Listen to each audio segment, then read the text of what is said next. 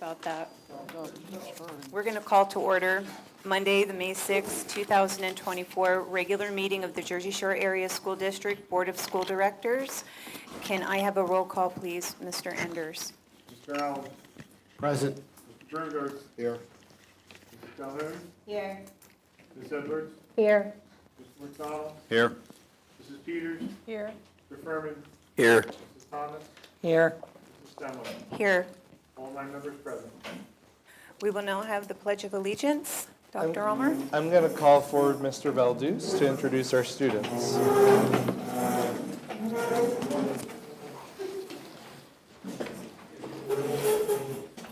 Good evening. I'm introducing 2 students from the middle school, 8th grade, who have been nominated. I'm just going to give you a little thing here. They're nominated for the Junior Rotarian.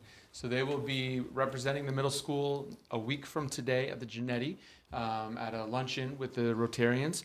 But they were nominated for being students that exemplify outstanding character, scholastic ability, effort, leadership, and service to their school and or community. So we're pleased to introduce Kyle Green and Cameron Kowalski from 8th grade to lead us in the pledge.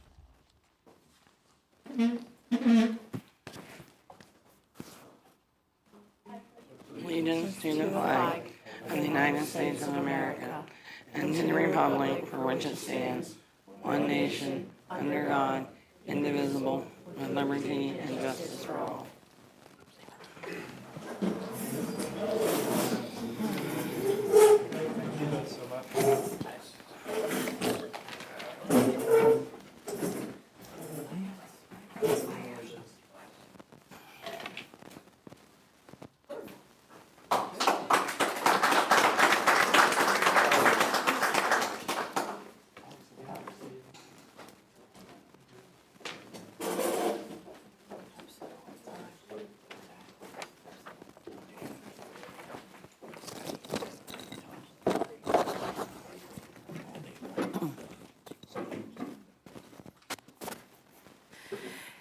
Next, we will have communications.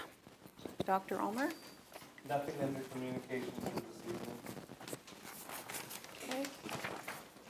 Under the President's report, we had an executive session prior to today's meeting to discuss legal and personnel. The intermediate report, Jesse? Other than thanking Dr. Reed for her presentation last week, that's it. Okay. Thank you. Thank you. We do not have a student representative here this evening, so moving on to the superintendent's report. I'm going to start by recognizing Mrs. Hess and Mrs. Mockmer to wrap up the first season of Bocce. Hello, I am Patty Hess, and this is my partner in crime, Steph Mockmer. We just wanted to kind of give you an update on where we were with Bocce, and because it was so new this year, just kind of give you a little synopsis. So the teams played a total of 6 matches against the following schools: Central Mountain, Shikellamy, Mifflinburg, Warrior Run, and Williamsport. We also had we had 2 teams, each of 8. So I'm not sure if you know how that works, but there are 8 athletes who are students with special needs, and there are 8 partners matched with those athletes. One team made it to districts, and we were actually asked to host the district championship this year. We had the coordinator from Special Olympics. She came to one of our matches, our very first match, to make sure we were doing everything correctly. And she sat and she counted every single head in the gymnasium. And my husband was working the clock, and she turned to him and she said, "There are 415 people in this gym and a dog." And she was so impressed by the way the community came out and supported it, and we had a student section, that she asked Mr. Minzer if we would be willing to host the district championships. So in our first year, we hosted the district championships with 6 teams from all over the Lycoming County, and our team, which is the only team that it was in its first year, all the other teams had 5 years placed 3rd, so out of 6 teams. So that was very, very exciting for us. But other than the actual record, what we really wanted to tell you was that the partnerships the friendships, the sportsmanship, the empathy that was taught through this experience was by far none that I could have ever witnessed. And I've coached a lot of sports. I've actually had the opportunity to take a girls' basketball team all the way to the state championships. Those don't even compare to this experience. And it almost makes me emotional because I can't even tell you the friendships and that was formed from this opportunity. And a lot of these kids, the special needs, don't necessarily get on a bus and go somewhere and have these opportunities. And so it was very, very special. So Steph made a wonderful video that we're just gonna kind of give you a highlight of this season, and she'll kind of talk you through that.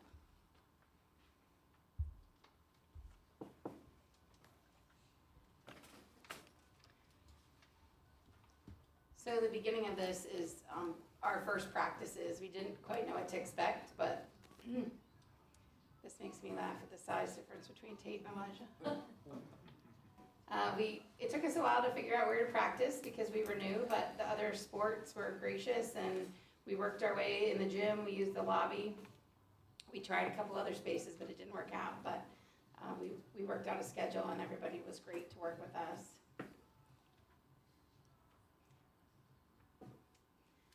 And thankfully, Mrs. Hess is in charge at practice as far as the games and the drills.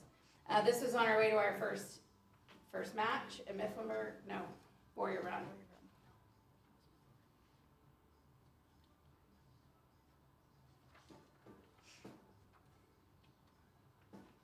Patty's right though, we have friendships that we would have never taken place. And this is Abby rolling in our very first match. We had a golden frame. That is a tiebreaker, and this is Abby's winning roll right here. She scored closest to the Polina. And the place went nuts. Yeah. we had no idea that bocce was so intense. We held our breath a lot, didn't we? That's after our first win.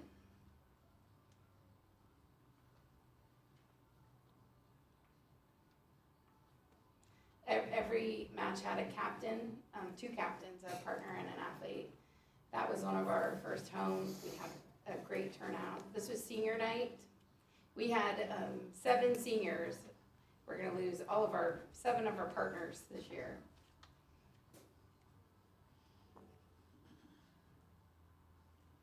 All of our officials were volunteer.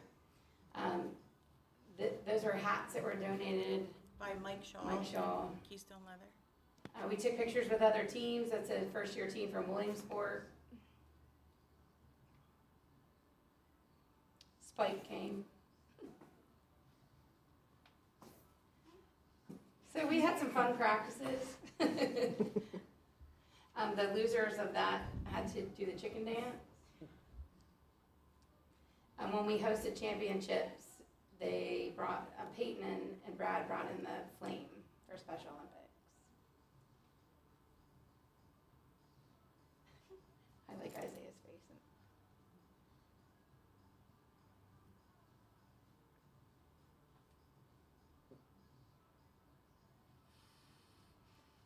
What I love about these pictures is the happiness on everyone's faces. You can see it with all of both the athletes and the partners. David Miller took that of our gym, and look at the stands. This was well supported by our community. They scored 4 points in one of the frames, so they were pretty excited. That's the highest amount you can score. Yeah. Mr. Armbruster handed out our medals.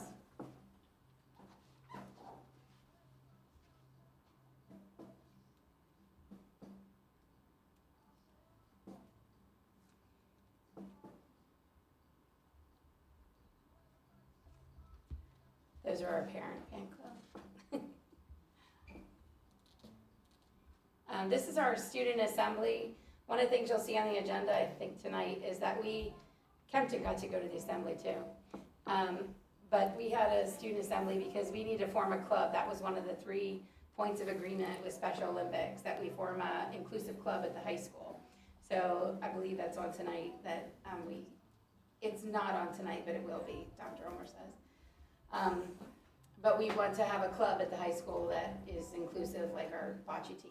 This is our banquet, end of year banquet. We had it in the gym. No, cafeteria.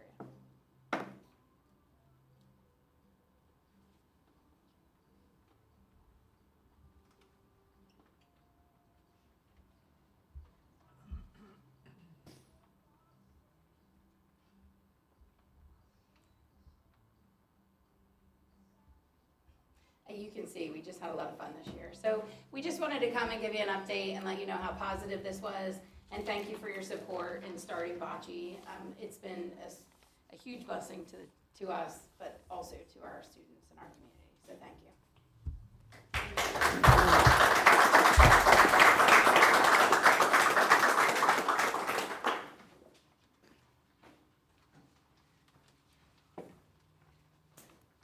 On your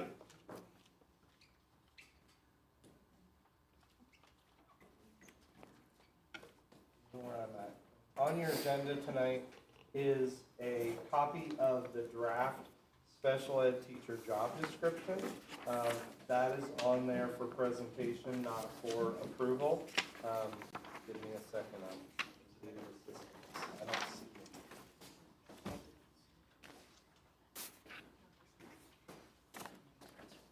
it. While he's fixing that,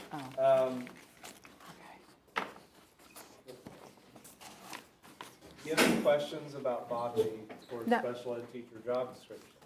No. Wait, what is it again?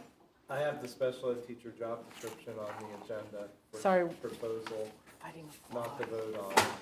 Oh, sorry. Yeah, there's a few of them. Some excitement. Thank you. While he's getting that presentation up, also under my report is the athletic participation fee. Mr. Mincer, if you could come to the podium. I provided the board a copy of the information that Mr. Mincer put together. If you recall, in a previous meeting, we had a conversation about having Mr. Mincer do some math so that we could determine a couple things. Student input on the fee, but also what some of the options were for changing that fee in the future. So I'll turn it over to you, Bill, if you want to summarize what you found. So essentially, I won't read everything here because you're all intelligent enough to read it yourselves, but I surveyed all the kids from 6th grade to 11th grade, and 121 of them responded.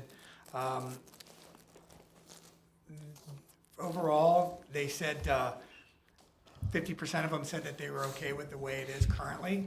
However, when presented with the opportunity to only play once a year, 71% of them agreed that they would rather play once a year. 86% said that they didn't feel that the fee stopped them from participating at all. So some of the concerns that I had when I initially presented this were those concerns, that it was not, that the kids felt that it was too high. The kids felt that it was too high, and that additionally it could be preventing kids from playing more than one sport. The kids that took the survey didn't seem to think that. Again, that's 121 students out of all the kids that we have from 6th to 11th grade. So that isn't even as many kids that have participated in sports this year, but it's a good sample size there. Most of them thought, like I said, that we should go to a one-time fee when presented that option. If we stayed with a per season fee, they listed it at $20 per fee, 20.7%. That was 38%, $25 was 20.7%. And our current fee at $40, 13.2% said it should stay there. There wasn't anything that was any higher than that. You'd asked me to look at several different options, so on the second page I gave you 4. Again, I'm going to go back to the option that I presented the first time. I think that's the best one, in my opinion. That's the one I prefer. I don't know if it's the best one. It's the one that I prefer. I will say it that way. But also a one-time fee of $60 would be similar or a little higher than most of the schools in our area, or some of the schools in our area, and it would keep us right around the same income level if we did $60. That'd still be half of what we charge now for the year. A per sport option, because some folks were concerned about kids playing one sport and paying the same amount as somebody playing 3 sports. So a per sport option I came up with was $40 for the first season and $20 for each season after. It would be higher for the 3-sport athlete, and using those numbers, we'd still be roughly around the same amount that, using the numbers that we had this year in terms of participation, we'd be roughly about the same amount that we had under my option 1, a little bit less. And then I raised it up to 45, I don't think I did my math right there. So, but $45 for the first season and $20 for each additional season. For 3-sport athletes, it would be $35 less than what they'd pay this year for the whole year. So those are the 4 options that we have there. Again, I prefer the one-time option because it would be easier to track in terms of tracking all the kids turning that in. I understand that it's not necessarily equal for kids playing 3 sports or 1 sport. When we instituted this policy, that's the way it was then. It was $25 for the year, whether you played 3 sports or 1 sport, and I think we raised it up to $35 at one point before I left, and so that it had always been prior that one-time fee for all three seasons, or however many seasons you participated in. And I think $50 gives us relatively, not the exact same amount of income, but it gives us a good stream of income there yet, a little under $4,000 less, and then we would be able to hopefully maybe get some more kids out, although they didn't say that was a determining factor for most of them.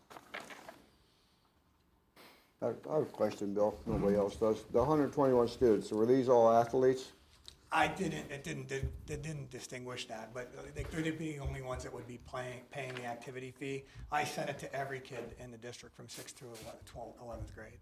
So I don't have any way to determine. You sent it to every student in the Every district? kid, yep, From 6th grade And up. that's all you got back? yeah. You know, I kept it open for, I think, 2 weeks, really? yeah. I just wonder if the students that aren't athletes are just too ashamed maybe to come forward and say that they just can't afford it and not playing sports, but And if that may they work. did get back to you and didn't respond, it's a problem, I Yeah, guess. And you could be right, but that was an anonymous one. I didn't keep their emails, so for that, so they didn't have the input their emails for that. So I think hopefully that didn't dissuade anybody from. Hopefully that encouraged people to participate in it, but we didn't get a lot of participation in it. Just one last comment. You know, if it was up to me, I would waive the fee altogether. I think they should be playing. They're playing for the school district. Their parents are taxpayers, and I know the Booster Club supplies a lot of money above and beyond what they the sport actually costs. So, but I know I'm numbered, so I would settle on a one-time fee and go along probably with the rest of the board. But I'd like to see that minimal. I agree with Harry. I mean, I know education is the most important thing to focus on, and sports is kind of a luxury to have. But I do think you develop very special skills when you're playing on a team. You learn how to work with others. You learn how to, stay on the schedule, be responsible, show up, have your equipment. There's so many things that you gain when you go out in the world that you might have that somebody who never played a sport don't know how to be a team player. So, so I agree with Gary, and Harry, sorry, I didn't mean to call you Gary. It's okay. You're excused. One-time excuse. I caught myself. And I know this looks like a big chunk of money, but I would prefer that, because I even thought about, what that money covers, and isn't didn't you say it's for paying the doctor to do the physical? That's what we physical initially part? put it in there for, was a doctor, so it'll cover, it basically comes into the general athletics account, so it covers. Right. It's like the ticket revenue and stuff like that, it just covers, it supplements our budget so the school district's not Right. adding money into that. Right, and I think if without the fee, that makes it more open for the availability for all the students to participate, and the fact that taxpayers pay for it also. So, yeah, so our scenario's not on there, but I like to have it as an option. Can we have that as an option? What's that? Nothing, One no fee. no fee. What's no fee look like? That means you have to come up with $25,000. Yep. I budgeted 21,400, so it'd be 21,400 would be the budget number. Mr. Minster, is the fee the same at middle school and high school levels? Ben, can we find it? Personally, I think kids need to have some skin in the game, and I prefer option 3.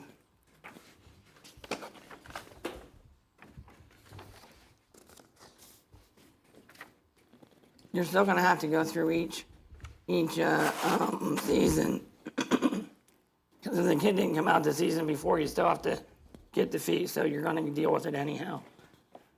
What do you mean? A one-time fee doesn't mean he does it one time. He still has to do it 3 times each season. He has to look at it, because if you didn't come out the other season, you need to pay a one-time fee, whether it's the first season, second season, or third season.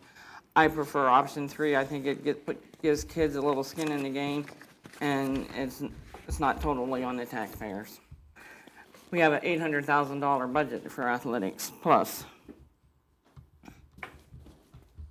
What is participation like middle school versus high school?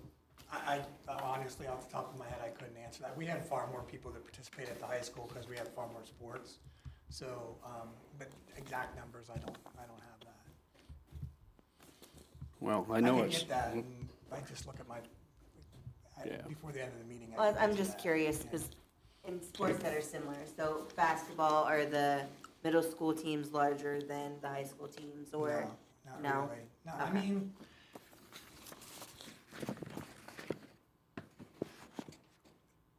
probably, but because we had 3 separate teams this year for the boys and 2 separate teams for the girls, whereas we really, I mean, I guess you could technically call JV and varsity 2 separate teams at the high school, but it's really, for all intents and purposes, 1 team. So potentially for basketball, there would be more middle school players. If we go with the no 9th grade, it's probably going to be pretty similar, about 22, 23 kids per team. If we have more kids coming out this year for basketball, which is what I'm hoping at the high school level. So typically no. This last year, yes, for basketball specifically. And for wrestling, there was more middle school kids than high school kids for wrestling. Track, no, we had more high school track kids. Soccer, we had more high school soccer. Football, we had more high school football players. Trying to think what else. Cheerleaders, probably about, we had more high school cheerleaders. Softball, probably junior high. Not by much, but a little bit. Baseball,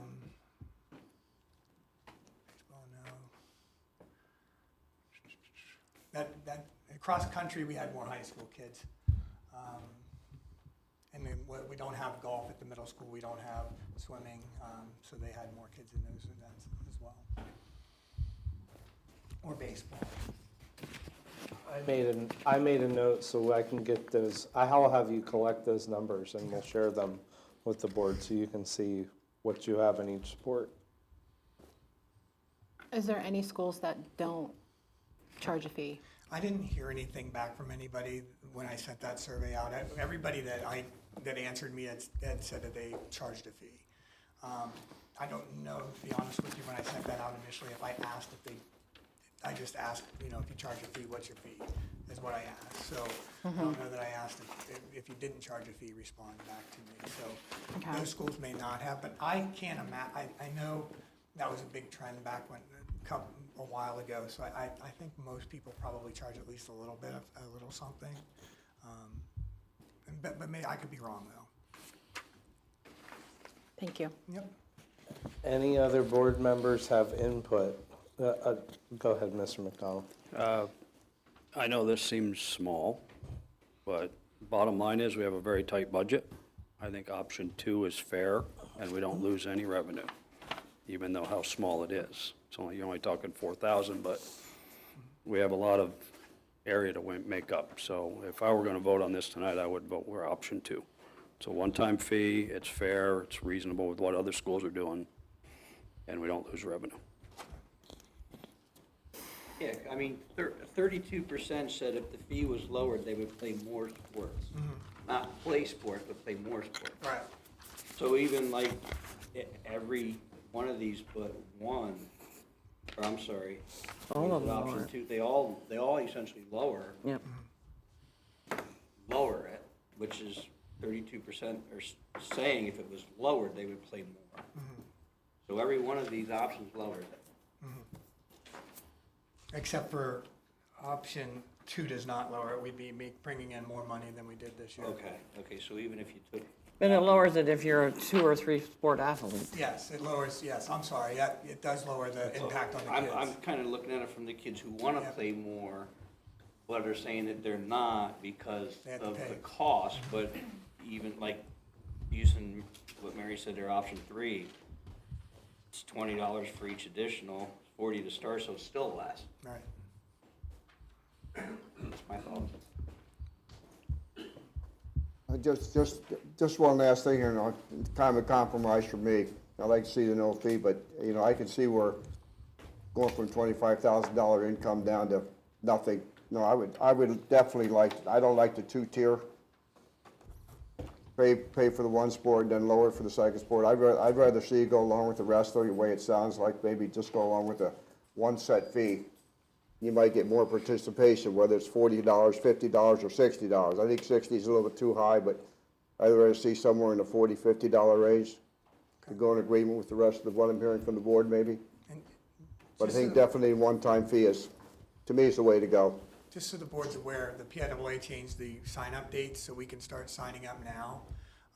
So I'm kind of holding off sign-ups for next year until we get this resolved. So we're not refunding a bunch of people money, so. So it's a time of that, they just changed it like at the middle of last month, so. So now we can sign up in May 1st instead of June 1st as it was in the past. So it's, And to be clear, the intent is to put this on the agenda for the 20th, so we would still be able to open up registration right, before June 1st, which would be earlier than it's ever been. right.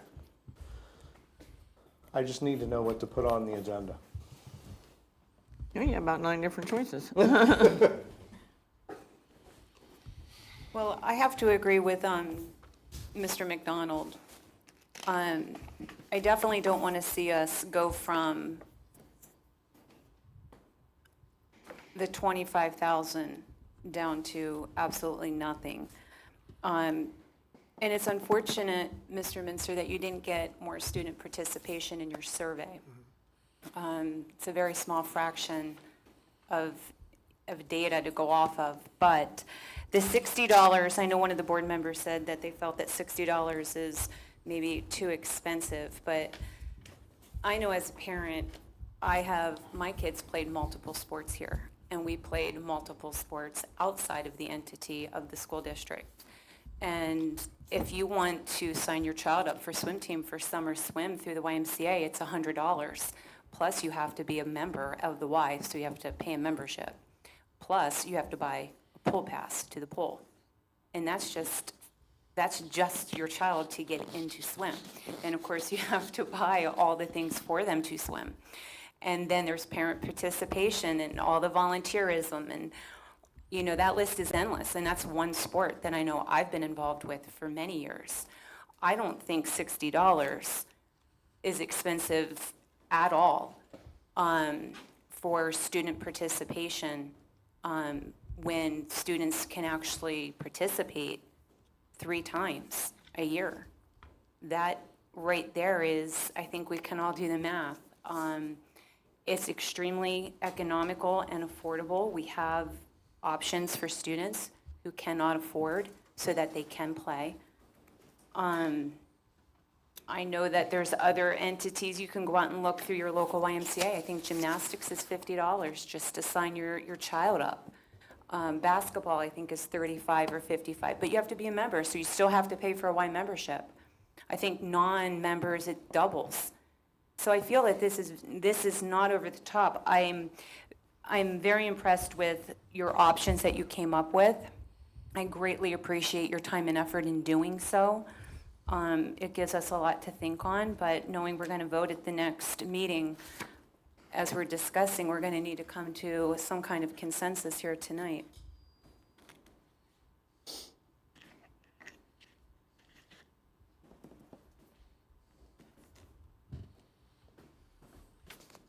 So, do you want to vote on it, or what do you, how do you Well, want to we're come to your not gonna vote consensus? No, you can't vote on it. Yeah. tonight. Well, do you want opinions from everybody? I would like, I'm on option 2. I was before Tim said anything, so.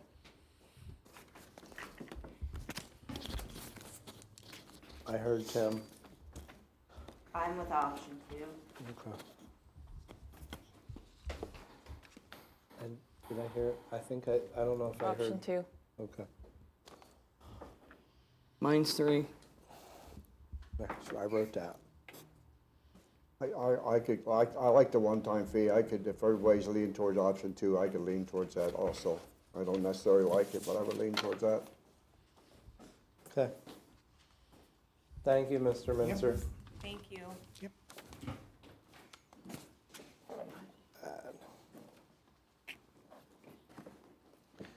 I'm gonna, Billy, did you pick what you wanted? I really didn't settle I on thought he any one, did. but I'm good with option. okay. That's what I wrote, sorry. Sorry, I didn't And hear, you I don't. didn't say I that. didn't Read your know. mind. No, I didn't know if that's what he was going with. So this evening, I'm going to go through a presentation based on the conversation that occurred at the last board meeting, and the board asking Mr. Enders and I to come up with where we could go to close this budget gap. What you're going to see this evening is a series of things that he and I discussed and came up with as we went back through budgets.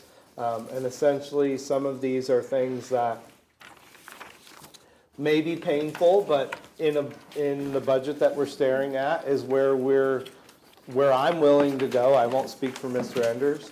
I know there are going to be things on this list that may cause some angst. I did send some emails out to staff today, letting them know in some cases what's going to be on this list, so they had a heads up before you saw it. There are a couple pieces of background that I want to give to the board and where we got to this point. First of all, I want to talk about iReady and what iReady does for us. This is a program that, after assessing students, gives them a tailored instructional path to address their learning gaps. It has allowed us to fill gaps post-COVID and target specific needs for individual students. We are also, in conversation with teachers, finding really close alignment to the language and questions and activities that iReady is doing to language, questions, and activities on the PSSAs. I'm telling you that because it's important for what we're going to talk about later. Are you going to send us this? I can, yeah. Okay. Put it on. This program is used K-8 and also in special ed courses at the high school. It's designed to have both the capability to fill instructional gaps, but also allow teachers to have instructional content to teach both math and English language arts. We are investigating at this point the use of it as an instructional resource. K-8, we haven't done that yet, but it would allow us to do that in the future. I'm sharing all that with you so that you can see when I start to make recommendations later in the presentation, the background that I used to get to that point. Mrs. Edwards had asked about the 27 credit graduation requirement. So I'm giving you a couple scenarios so that you can see where that comes from. So we have, and I'll blow this up a little bit so that's a little easier to see. We have an 8-period day at the high school, which means every year a student could, if they took a class, every period of the day, get 8 credits. So if you do that math, 8 times 4 is 32, you could leave the high school with 32 credits. What you're seeing on the screen is probably a more typical student schedule, in that they would have 7 classes in a study hall. that happens at the end of 4 years, they're going to leave with a potential of 28 credits. So when we talk about the credit requirements in a high school are based on your possible student schedule. So if you go to the next screen and I say, okay, well, what would happen? Well, let's say I know where this conversation starts is, well, let's reduce the graduation credits and I'll be able to reduce the number of teachers I have in the high school. Well, if you look at what's happening in the schedule, and there's 8 periods a day, and every student in that building is sitting in a room for 8 periods a day, what do you do with that child if they're not taking a credited course? A study hall. So my question to all of you is, would you rather those teachers teach courses or supervise study halls? Right now, they're required to teach courses to make up the 27 or 28 credits that the kids are taking. The other issue that this poses is, what if a student sometime during their career in the high school fails a course? So if I have a student that fails a course or 2, we now have a situation where if you already have a struggling student, you have to tell them they don't get a study hall, somebody who's already struggled through a course, or they have to retake that course in a spot of another course in order to be able to still get done in time with their, remember, we only have 32 blocks of time. And so what I did was I gave you that scenario. What if you have a student who is struggling and runs into failing a course somewhere along their high school career, and there's only, in this case, if you take a student that struggles in 9th grade and fails a course or 2, and then they end up failing one later in their career, they could take 8 credits their senior year. Now remember, this is already a student who's struggling. And they still don't have enough credits to graduate.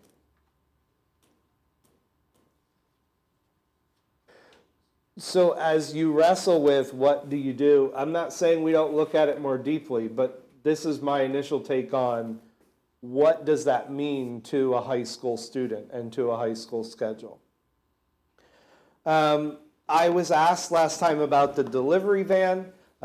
It does really need to be replaced.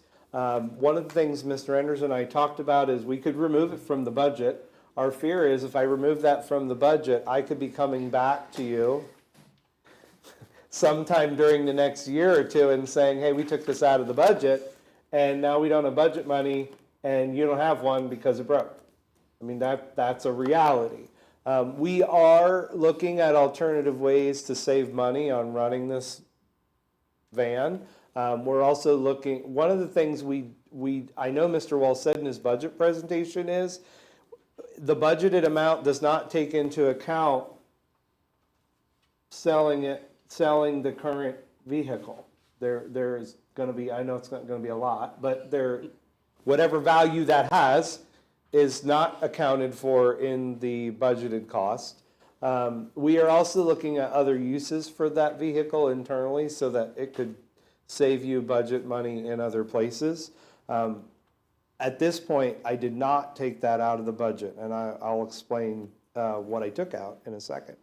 I'm bringing back up this slide that Mr. Enders showed you in his budget presentation because I never really looked at it this way until this year. But when he was presenting this historical look at where taxes have been and where taxes have been raised, something struck me about this particular slide. And so I took that slide, and as Mrs. Edwards says, I think in spreadsheets, so I made this one. What I did for you was I did a 4-year at a time comparison to what has happened historically in the Jersey Shore Area School District. So since 2020, the state has told you as a board, you are allowed to raise taxes 18%. You have raised them 1.1%. And what I'm giving you on the far right-hand side is essentially in 4 years, you have raised taxes 6% of what you're allowed. 1% is what you raised them. If you go back through 2020 through down to 2012, which again, I just pulled that from this slide that Mr. Enders has given you before, but I'm giving it to you in a different way. I can understand why the community wants you to hold the line on taxes. I get it. I see those 85% and 66% and 50% numbers. That's not where you've been. And so when you see the Facebook comments about, there they go, they're raising my taxes again, I love that one. They do it every year. Not in the data that I have in front of you. 1% in 4 years. So this board really has done a good job of controlling expenses and finding every penny and looking at what truly is put in front of you. So I say that up front to know that there are going to be things that I'm continuing to recommend we cut. So here we go. First thing, you do have, because of enrollment, an unfilled teacher position. We've talked about that. So that, you're going to see these count down as we go through. So there's an unfilled teacher position due to enrollment. Mr. Enders, in what he will give you in a budget update, will eliminate your contingency. It's 6 of one, half dozen of the other. We typically have a contingency built into the budget. If we have an unbudgeted expense, we typically would use that first before we use fund balance. In this scenario, we're taking the contingency out so that but you need to understand up front, that means if you have some unbudgeted expense throughout the next year that we can't bear in a program or building budget, we would have to come to you and ask you to take it out of fund balance. I am recommending that we reduce crossing guards. We have 5.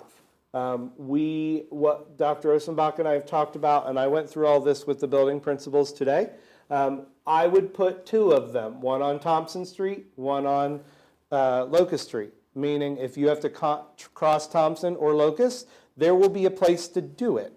Maybe not the place you want to do it or where you've done it before, because right now there's 5 of them, but you will have a place to safely cross Locust and Thompson Street with a crossing guard. But you're going to go I'm recommending we go from 5 to 2. We have, because of our introduction of a second SRO, we have SROs that work 12-hour shifts, meaning they're here at night. They have been covering athletic events. We have already, Mr. Mincer and I, reduced the use of event staff at athletic events in the evenings. So I am recommending that we take 10 grand out of that line item because we know we're going to continue to keep that reduction and use our SROs for coverage of those evening events.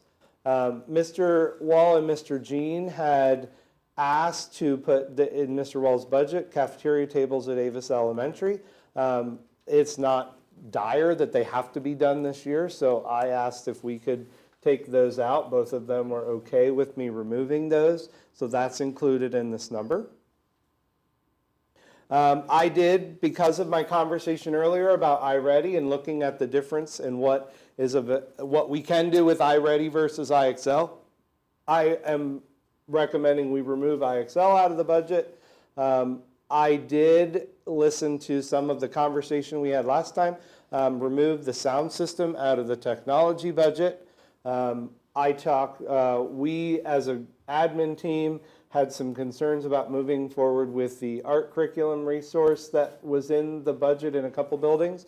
That has come out, and in conversation with Mr. Belduce, and I think Mr. Armbruster was included in that, we need to go back and relook at the proposal to buy a new timpani for the music department.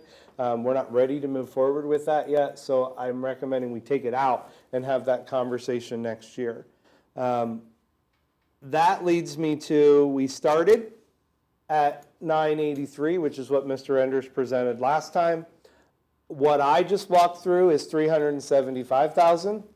Mr. Enders is going to talk in a minute about Homestead Farmstead and where that came in.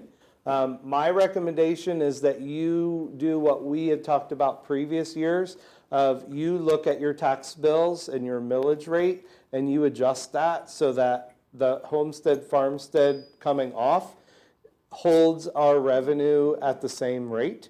And Mr. Enders will explain that in a moment, which means if all of those things occur, your new budget deficit as of this evening would be $358,000.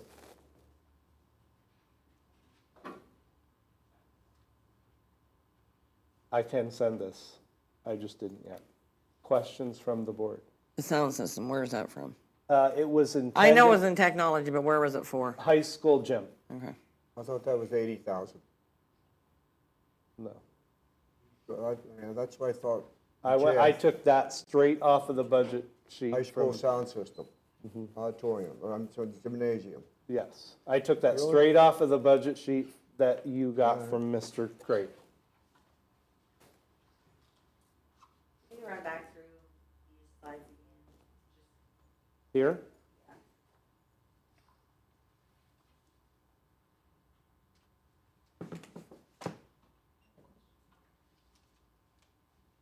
Do you want to go to the other one?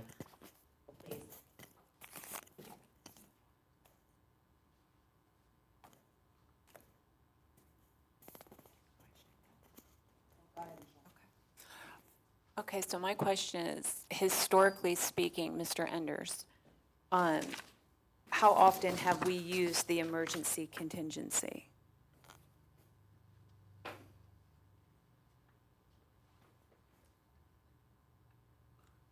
believe last year you used about $10,000 to $15,000 of it. I know this year you have not used a whole lot.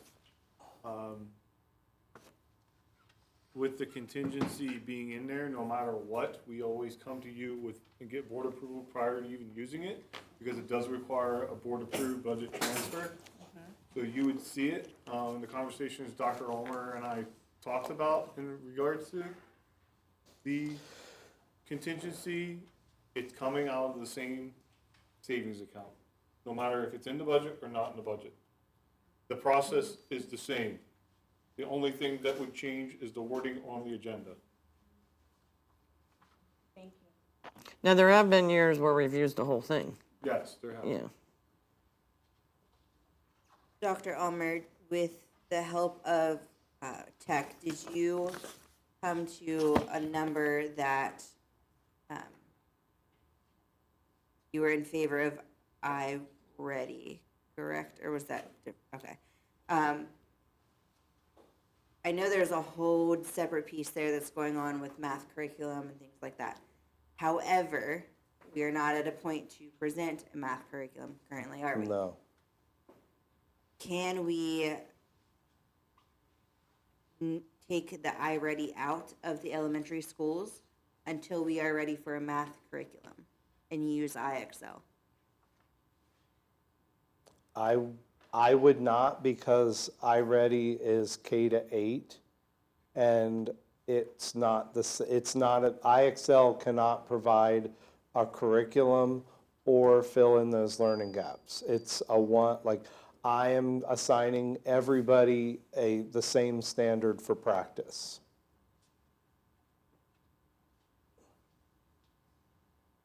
Teachers can't sign them individually? Is it a blanket thing, or do they have the? They may be able to assign them individually, but remember, the assessment for iReady is giving them a learning path for each individual student. That's already done. Okay.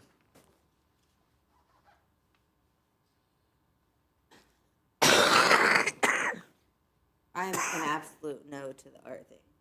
That is something that I didn't hear what you said, Kayla. the art. A no to the art. Removing the art resources, absolutely not. Like, that is. What? Can you explain what that is? Yeah, what are the art resources? As Mr. Armbruster, I think it came up in a couple different budget presentations. Essentially, it was the art teachers coming and saying, we found this resource. It would be an addition to their curriculum. And if you'll recall, it was in the budget. If we keep it in there, they still have to come back to you and present it for approval. It's not been approved. It's been budgeted as, this is something they would like to have. It would be used K to 12 in art classes. If you decide you would like to keep it, they still have to come and put it in front of you for approval. Is it something electronically? Yes. So can it be phased in like elementary, middle school, high school? I think we did look at budget quotes for different levels. Yeah. It's not Okay. just content, it's also professional development for that content.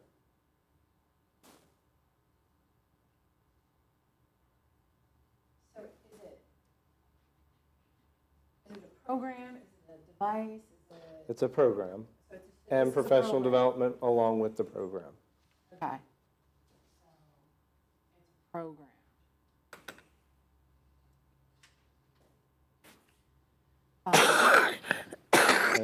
I mean, anybody else feel strongly about art resource? I guess, to be a layman and not an artist, what does it do? The art teachers are trained, It's instructional doing content art. for art, gives them more ideas. yes. They're a teacher, that's what they get paid for. Can't they come up with their own ideas? I mean, I'm just spitballing because it's not reading, writing, arithmetic, it's art. Do we need to spend more money on it? That's just my thought. Is it like a graphic design program, or is it just, it's just different projects to It's do? art curriculum resources. It could be project ideas, instructional ideas. I wouldn't expect them to come up with their own program, but I'm. No, I believe it would be, if you're equating it to an English language arts program or a math program, this is the same thing, I'm assuming. For art. For art. So it's giving them a resource, the same as we would give a regular education teacher a resource for their course.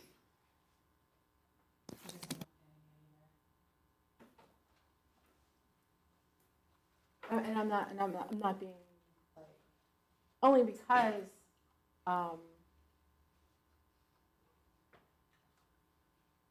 gosh, like, there's no new ideas really for art unless you wanna, like,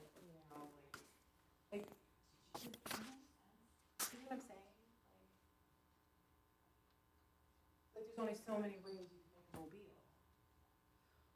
I mean, I'm not trying to downsize it, but, it's, art is according to age, usually, I would imagine.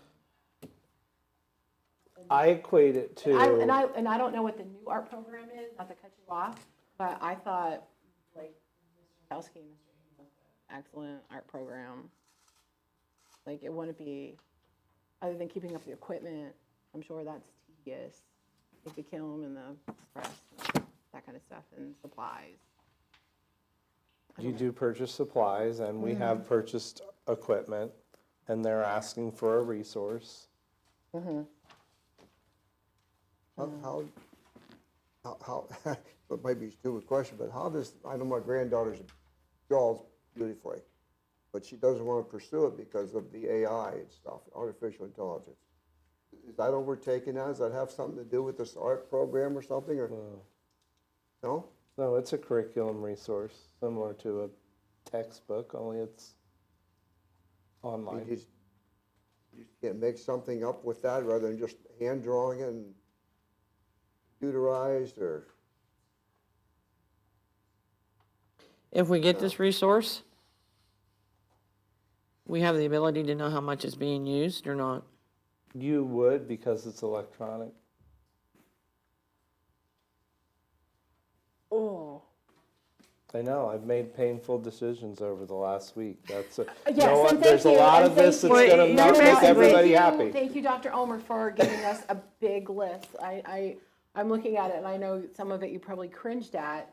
And, not to say that art isn't important to me, because let me tell you, that makes my day.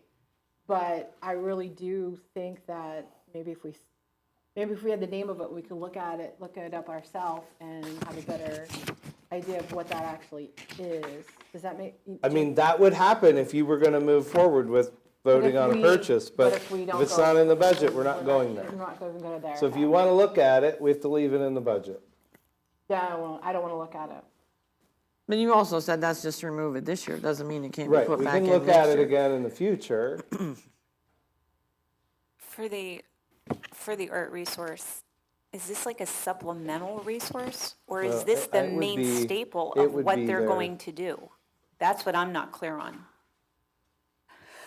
Go ahead. Could you come to the microphone, please, Mr. Feltus? This way everyone can hear. Thank you. So I think my understanding of this is it's a resource that would allow our teachers to have access to ideas, concepts, how to from innovative artists that are helping with like combining AI into their field. And so it's a resource that would allow them access to develop and add to their curriculum. Once that's there, it's a one-time purchase. It's not like an annual fee, I don't believe. It was a one-time, and it provides that access. And now they have that as resources to continue to develop their curriculum and program. So Okay. it's a tool, a resource with professional development to help our teachers continue to innovate and improve what they do already. Thank you.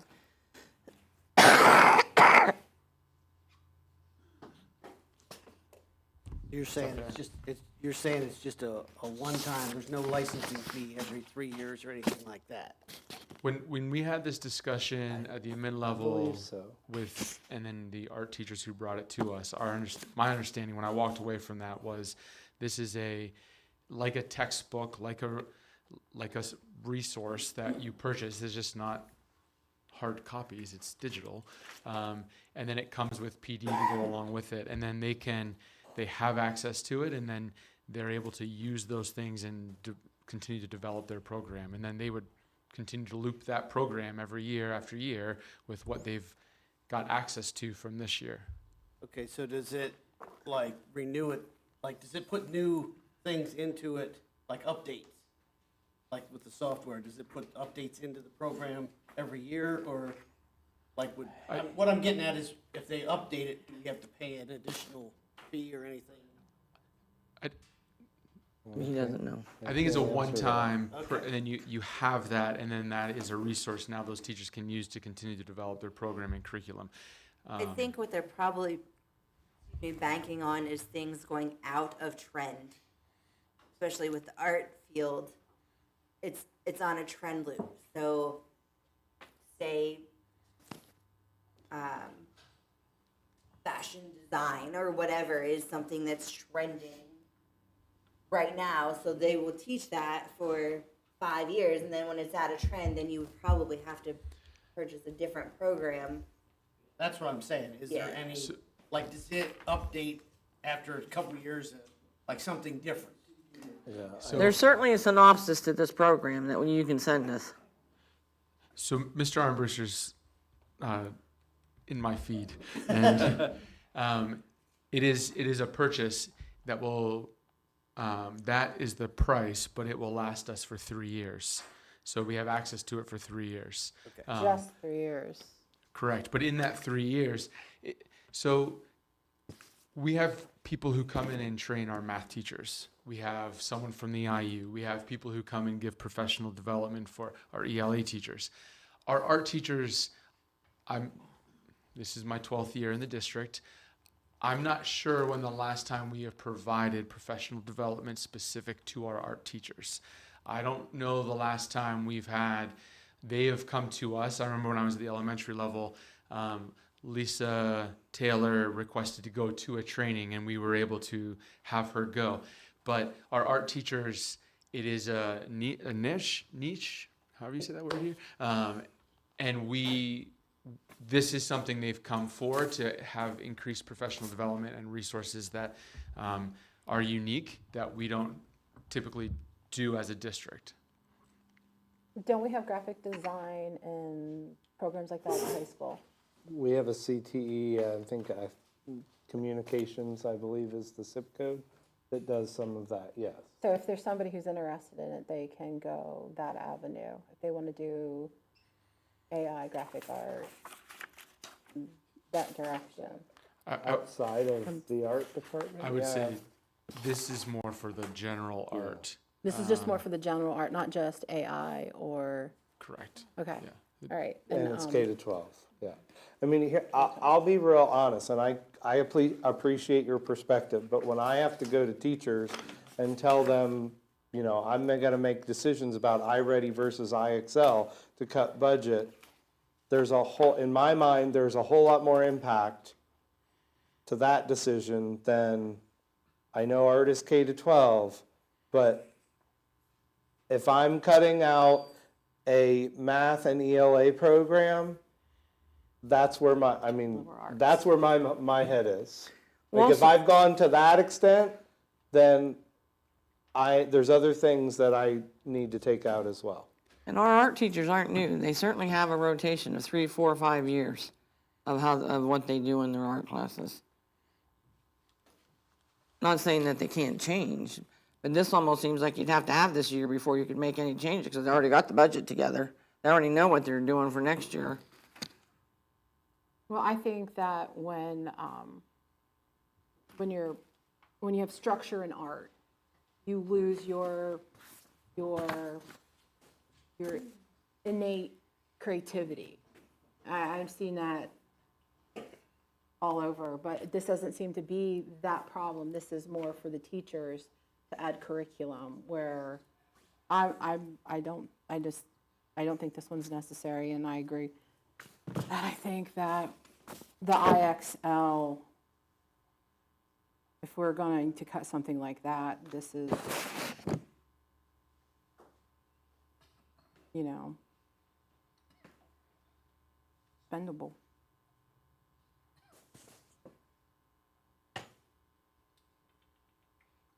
That's just my opinion.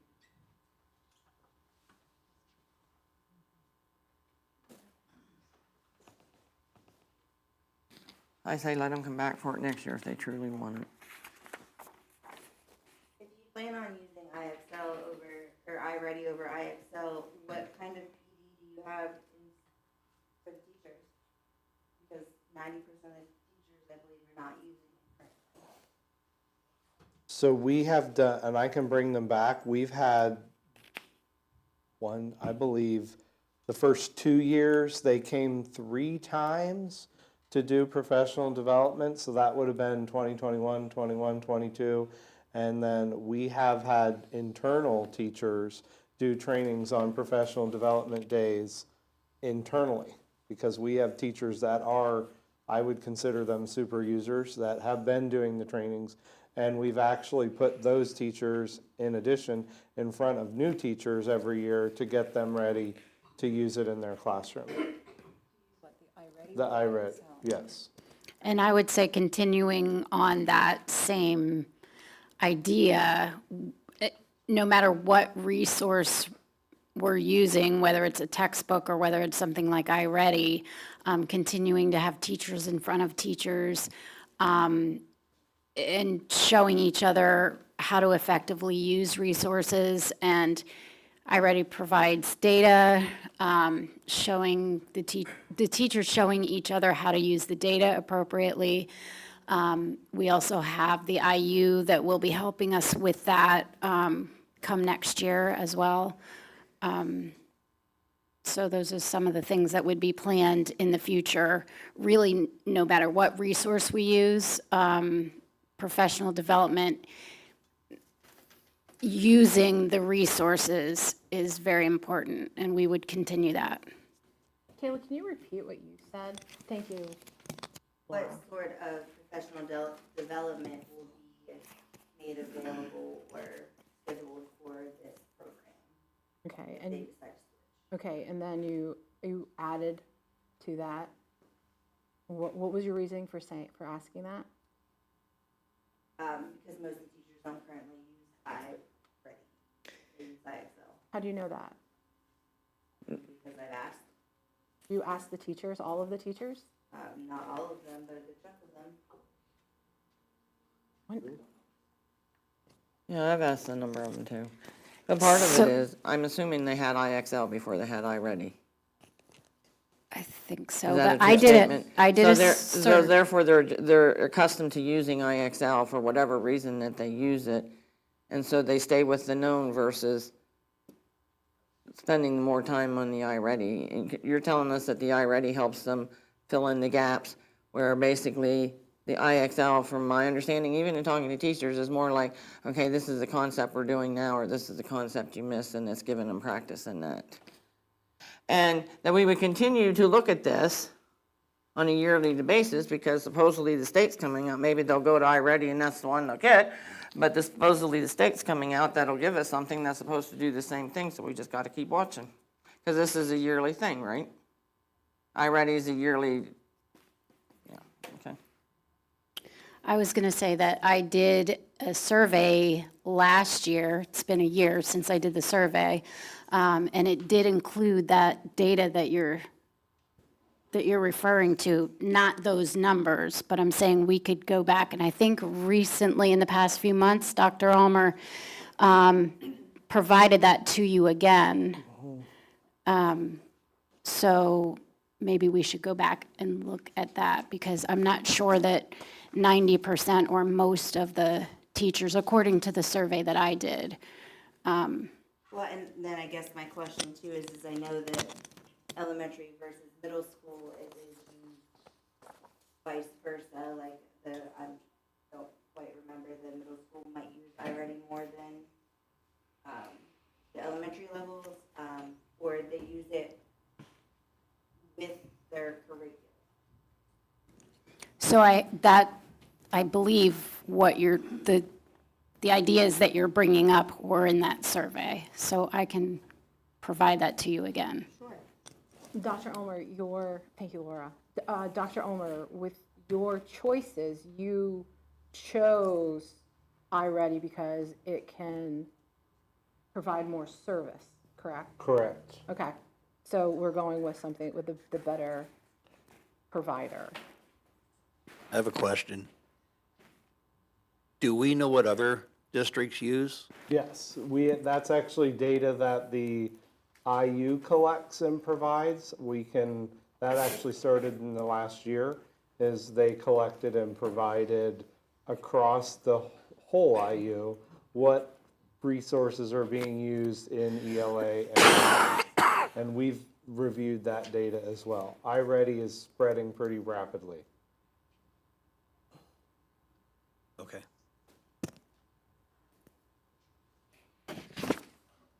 Any other questions? Dr. Ulmer, briefly, how much was IXL costing us between the program and materials we had to purchase?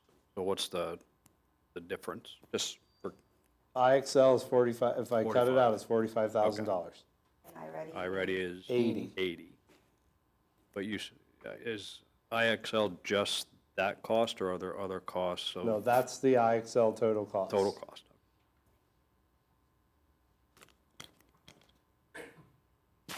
I think I have actually a couple questions. My first one, I think, is you had said like there were super users of the iReady, at least teachers. How is it that, I think the one thing that I personally cannot seem to wrap my mind around is that you have teachers using some of these programs, and then you have teachers that are not. So I'm assuming it, like, I hate to put you on the spot, Mr. Valdez, but since you're sitting there at your building, are there teachers that it's up to them if they want to use it? So is it mandatory that they use it? So then why is it that we have some that are super users and some that are not? I would say super users as in understanding how to operate it, not necessarily what they're using it for. Okay, so my next question then is this a supplement, like, program that helps them, or that's what I can't seem to understand. I would say yes. It was purchased specifically for intervention. Okay, so it can be both, but that's my next question is, do we have teachers that are just primarily using it, and then some that are only using it a little bit? How do we standardize across the board? Because I think that we're Well, my answer to that is, the first step is we have one. I would agree. That's a great place to go. So the expectation at the middle school, and I believe we've talked about this at the admin level in all K-8, is that iReady will be used 30 minutes a week for, it's called My Path. So a student takes diagnostic assessment in ELA and math. And at the beginning of the year, mid-year, and this week, 7th grade is on a field trip tomorrow, and so one team is doing math diagnostic tomorrow. That'll be their third. iReady then shows growth for those students from all 3 years, so then we can recognize the students who are growing. We can show them where they're growing. Students love that data. It is internally motivating, which would be the goal. And so iReady provides that through the diagnostic. When a student takes the diagnostic, it determines a My Path. So the program will then use that data and create, here's the gaps in this standard area, whatever it may be in math, ratios. They're struggling in ratios. They're really good over here. So they're going to provide a lesson to help them reinforce where they're struggling. So there's a 30-minute, and it would be one lesson. They need to pass a lesson. So there's a quick mini lesson that's taught to them that they can listen and watch, and then they do an assessment. And as long as they perform well, they can move on to the next lesson. If they don't, they have to repeat it. If they don't pass it after 2 times, it gets flagged, and now they conference with the teacher before they can move on. So students have to successfully complete 1 lesson per week in ELA and 1 lesson a week in math. So that's the requirement. That's the minimum. Typically, we say it's 30 minutes in each. Some kids get through it in 10 minutes. Some kids get through a lesson in 45 minutes because they're on a different screen and they just don't like to be motivated, and then we have to track them. iReady does that. iExcel, in addition to that, iReady, I can be in a 7th grade math class or an algebra. I'm an algebra, an 8th grade student taking algebra. I can do My Path, but typically they're advanced. So now teachers are assigning lessons. Instead of them doing a My Path, the teacher will assign a lesson. We're working on 3 steps equations. I'm going to assign them this lesson for this week. So that has that ability to do both. It also contains a math curriculum where they can look at, and math curriculum meaning lessons that progress through the standards. And then you can work through those standards, those lessons, in a sequential order with common language, which is the big push that the math department needs, is common language. And iReady provides a common language, so when they learn it in 3rd grade, they're using the same language when they get to 5th and 7th and 8th grade. So iReady provides that. iExcel, I can take a paper and pencil quiz or based off a lesson that I've taught them in math, and I can say a practice for this standard is iExcel K7. And everyone in my class goes on and answers the questions in iExcel K7. And they have to get 80% proficiency. And if they try to do the questions and they don't do well, it drops them back. And then they go up, and then it drops them back. And that one lesson can take them 3 hours, it realistically 90 to 120 minutes to do one lesson. You sit in an IEP meeting, it is torture for some kids. But then they can do that. I can, if I have the ability as a teacher, look at a test. This student struggled in this standard, and this student struggled in this standard, and this student struggled in that standard, and then I have to go and individually assign and find the iExcel that matches that and assign it. iReady does it.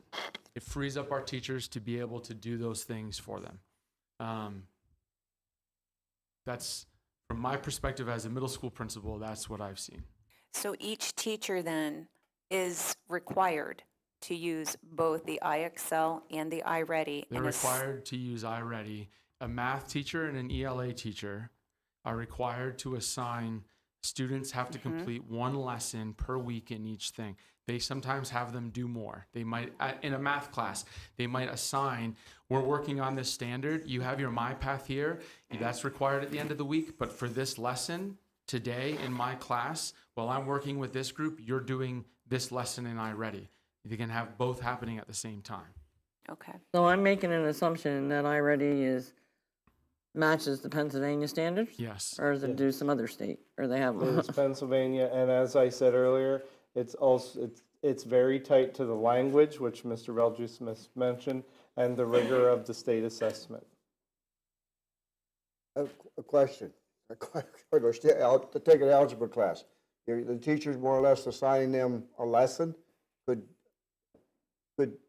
Could different students be on different lessons at different levels and stuff? Correct. What's the teacher doing in that interim? So for my Are they just evaluating? So for my path, a student does a diagnostic. The computer will program, like they'll send them to the lesson where they're struggling. So that does that. And that will be their homework. That'll be something they have to do for the week to help close the gap.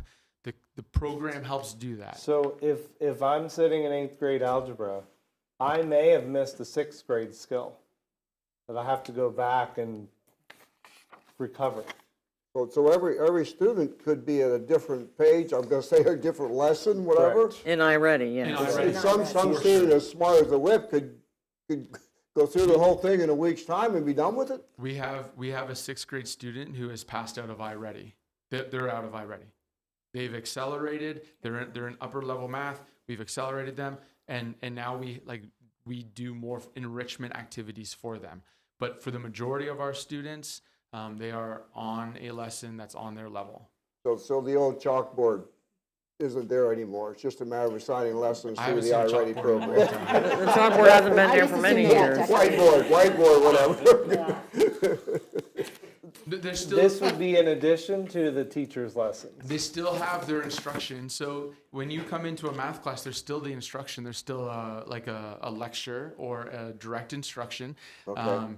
And then they'll do their practice. But if I've been in a math class where the teacher does their direct instruction for like 15 minutes, and then that teacher goes and works with this small group for skills and practice that they need. And while they're doing that, this group of students is doing their lesson on the program, practicing the skills that they are also needing to practice.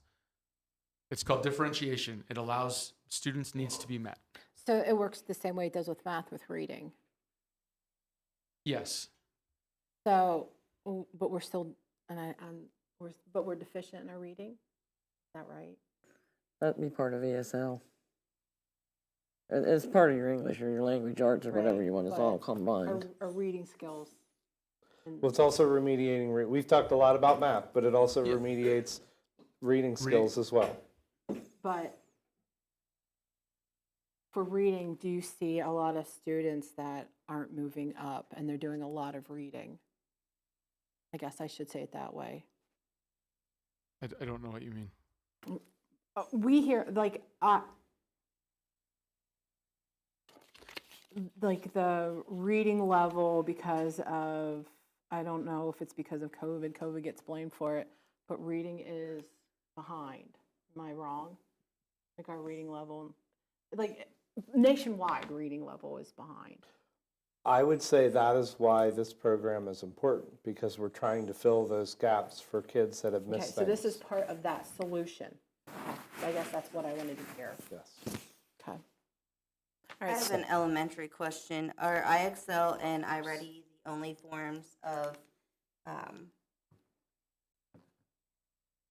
what I'm looking for? Remediation. No, not remediation. Tracking.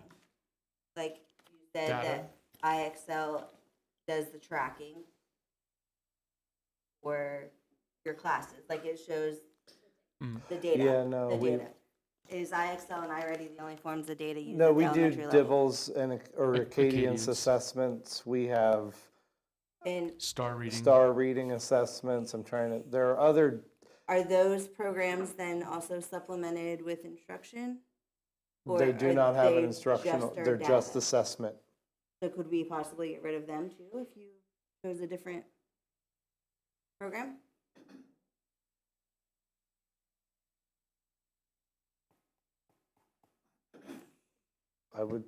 We could. I think the different types of assessments are used for different purposes. I know Acadians, especially with reading, is very centered on the science of reading, and so phonemic awareness and phonics and things that go a little deeper for those younger levels. And iReady is a piece of data that we can use as well. We use all of it together to get a full picture of a student. So it's not like we could replace one thing with another thing.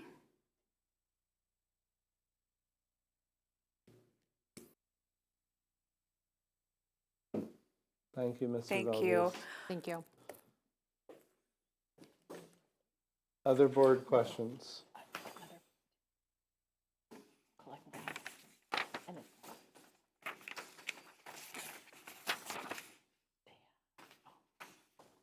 Okay, Mr. Enders, I'm going to turn it over to you. First thing, board, I want you to review the box, there's 4 boxes on it. It has various levels of real estate tax impacts, starting with a no increase to Clinton County, going all the way down to increase the index. That's where I'm going to start my talking points. Here's 2 pieces. Very first thing I'm going to tell you to do is take your other sheet of paper and cover up increase to 50% of the index and below, because we're not even discussing that. The reason I gave it to you, Dr. Ulmer and I discussed on Friday, not providing it to you, but for the new board members, I wanted you to see traditionally how this conversation goes and what you see. So next year, you'll probably be seeing the same exact type of information. At this point in time, Dr. Ulmer and I are recommending a 1.83% tax increase. That would increase your revenue by $72,000.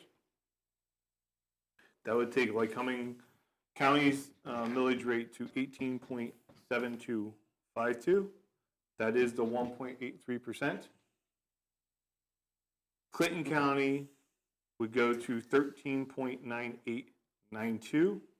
That would be a 2.32% increase over 23-24. The reason being why Clinton County's higher is Clinton County is the rebalance county this year. These 2 percentages are over what their 23-24 rates were. The next point is the other piece of paper with the 2 separate boxes, one for Clinton County and one for Lycoming County. For 22-23, we had a very similar situation. It's a very complex conversation, so please listen carefully. Our homestead farmstead increased this year by about $250,000. Okay? We have 4,588 parcels in the district that are homestead farmstead. That's approximately 47% of our total parcels. So roughly half of our parcels are homestead farmstead eligible. With the increase in the homestead farmstead exclusion, we will have an additional 31 parcels over last year that will get a 0 tax bill. We literally do mail out 0 tax bills. If the assessed value is less than or equal to the exclusion, they get a 0 bill. Okay? How many was that, Ben? We have 31 more. 31 more. Than we did last year. We have 219 parcels. That will get a Is that 0 the bill. total? Is that without the, is that what the 31? 31 more than last year. But that's the 219. 291 Okay. plus 31. No, 219. 219. Yes, last year we had 180 something. Ben, do you want to, when you're done, do you want to explain to me then the increase that was suggested for the savings after we're done then, for the homestead. Am I reading that right? Increase to homestead, farmstead adjustment, tax levy, so that bills are stable? That's where we're going. Yep. Okay, is that where, oh, Yep, sorry. it's below. Yep. Okay, Okay. All the numbers on this bullet list are based on our recommendation of the 1.83%. I can give you all the numbers. If you tell me a different option, I can tell you every number that that they are. The break-even point in Lycoming County for an assessed value. Any parcel that is assessed at $169,000 will not see an increase in their tax bill. repeat that again? Any parcel that has a homestead farmstead that's assessed at $169,000 will not see an increase in their tax bill. Those parcels that are under $169,000 will see a decrease in their tax bill. There are 2,947 parcels that are below the $169,000 threshold number. That is 88% of our homestead farmsteads are below the 169 level. Basically, 169 is the break-even point.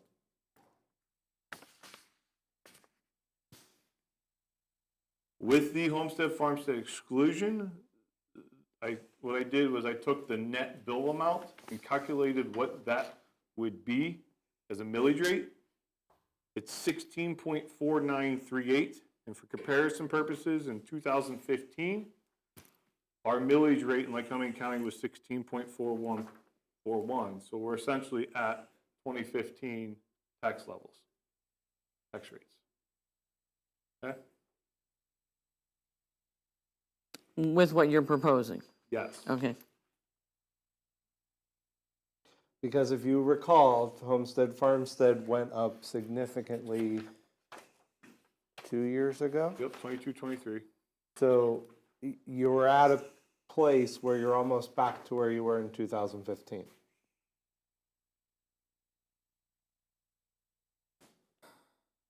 Now, Clinton County side, any parcel that is assessed at $180,100 will not see an increase in their tax bill. Any homestead farmstead parcel, that amount will not see an increase. Those below the $180,000 would see a decrease. There is 1,083 parcels that are at or below the $180,100 threshold. That, again, is also 88% of the Clinton County homestead farmstead parcels. So it'll either be you're below, it's a decrease. Yes. If you're above that line, then you're not going to see a change. So you'd see a slight increase. See a slight increase. Slight increase. They all will get the exclusion. I'm going to show you what the exclusion is here in a second. Okay. Just- Sorry. Just, Go ahead. just a quick observation. Am I reading this right? We're getting a little more homestead money. A lot. But in return, we're turning around and paying it out in taxes? We have to. That's what the law is. We have to, you get the money from the state, and then we decrease the tax bills with that money. That's the second line on your tax You bill. decrease it, right, for certain people, but if you're over that 169,000, if you're recommending a 1.83% increase, You still get the, you're still taking some of that homestead money away. you still get the People are exclusion. getting it, Still get the exclusion, yes. right, Yes. so you're giving and take, basically. Well, I understand what you're saying, but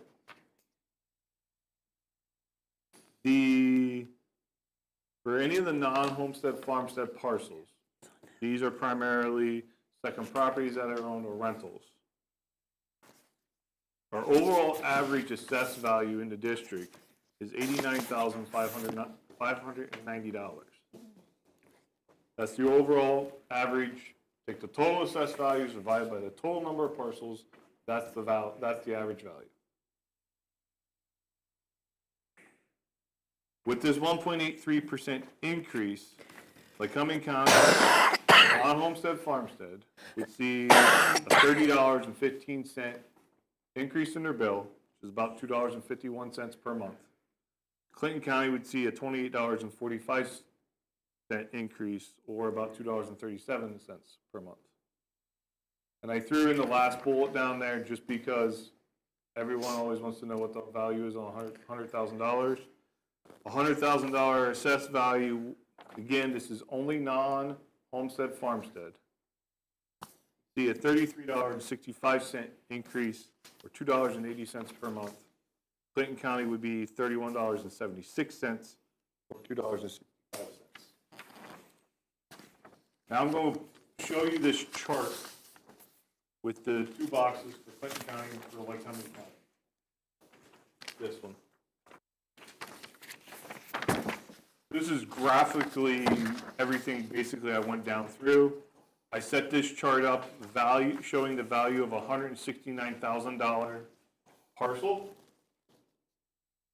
As I said earlier, if you go to the very bottom line, the 1.83% increase, you'll see that in Lycoming County, that is a $0 tax dollar increase to that parcel. Reason being, you look in the middle of the 24-25 homestead exclusion is $377.11.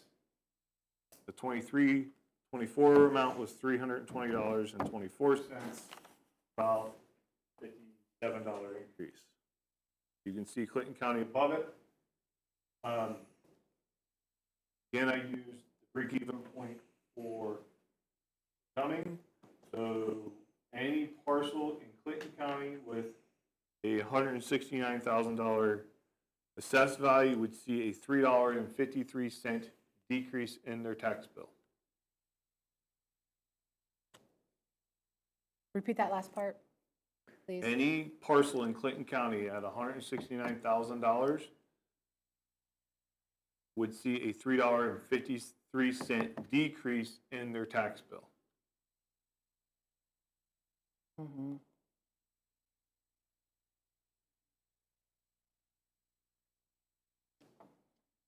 So like I said, this is all because of the increase in homestead farmstead. This happened 2 years ago in the 22-23 budget cycle. We had a $300,000 increase.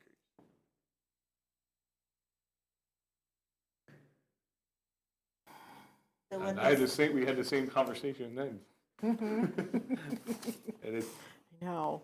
this bulleted paper, you're estimating that roughly 4,000 parcels will be their taxes.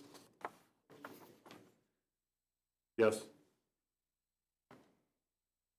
Out of, how many parcels do we have? 9,747. 9,700. 47.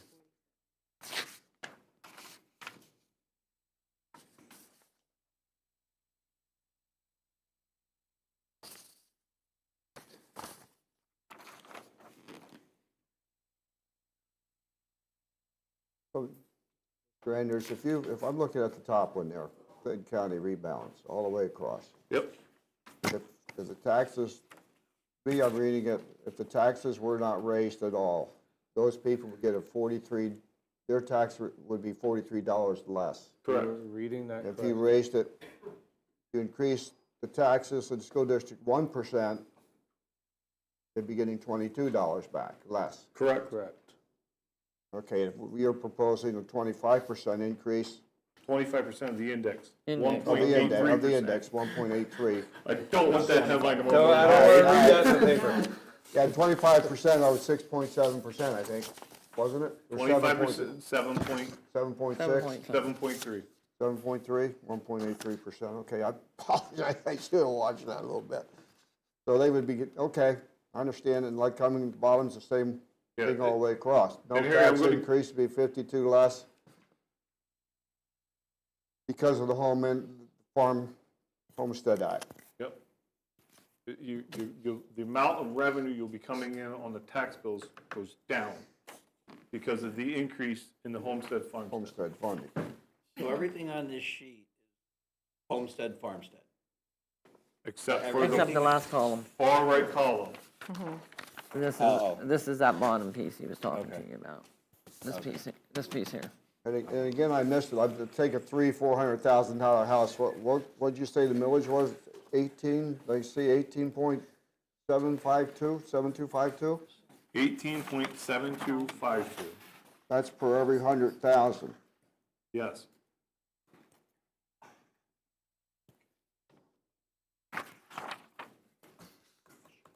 Okay.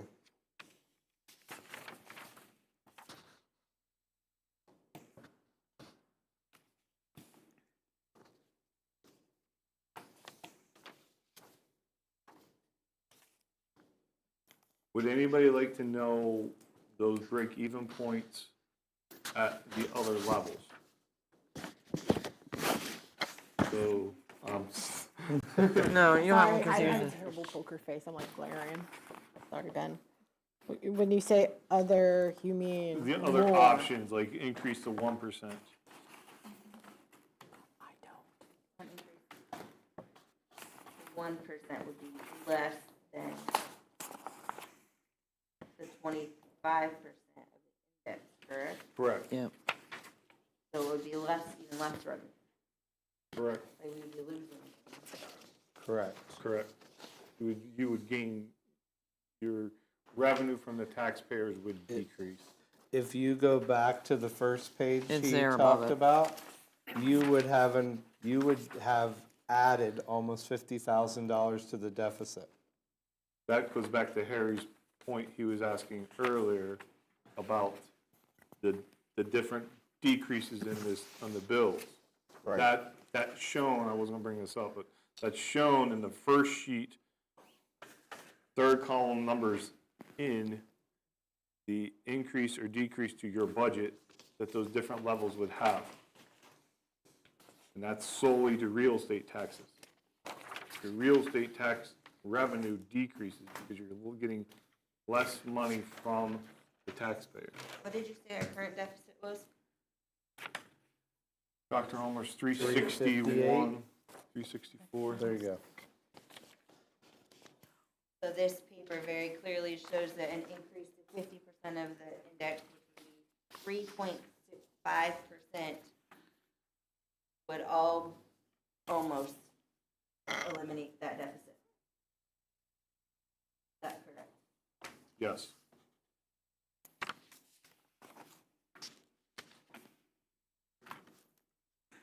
And the millage rate at Plain County would stay the same. Correct? No.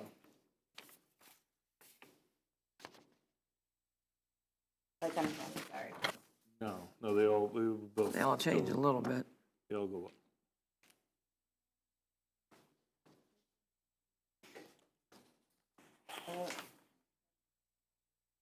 Got that. She's talking about if we do this. Oh.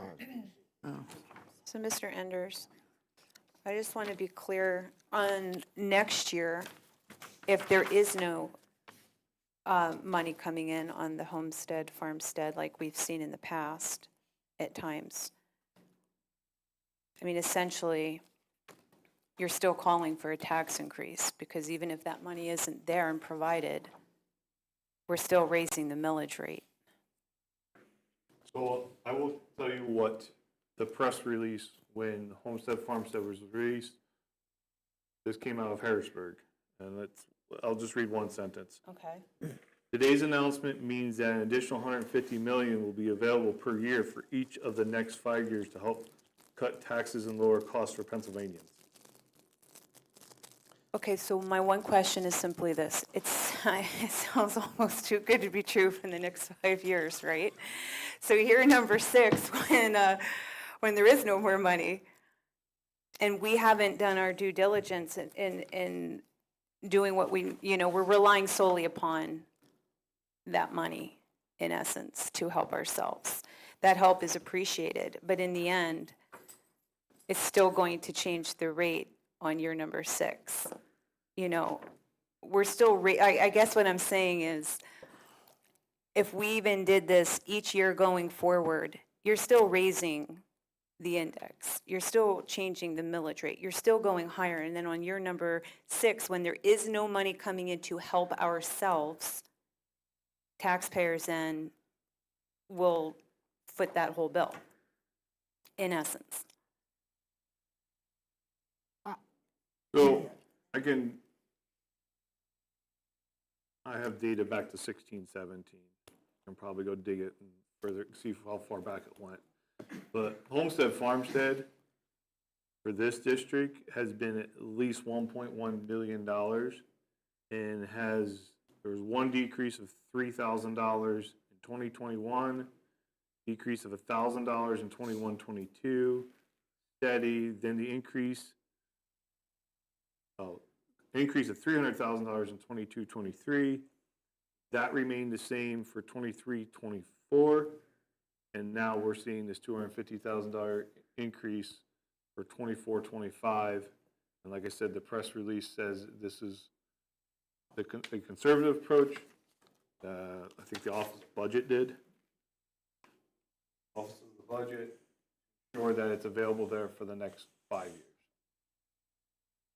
So all I can say is historically, I can show you the data that this has been consistently there with very little decreases, that would not be detrimental to the budget.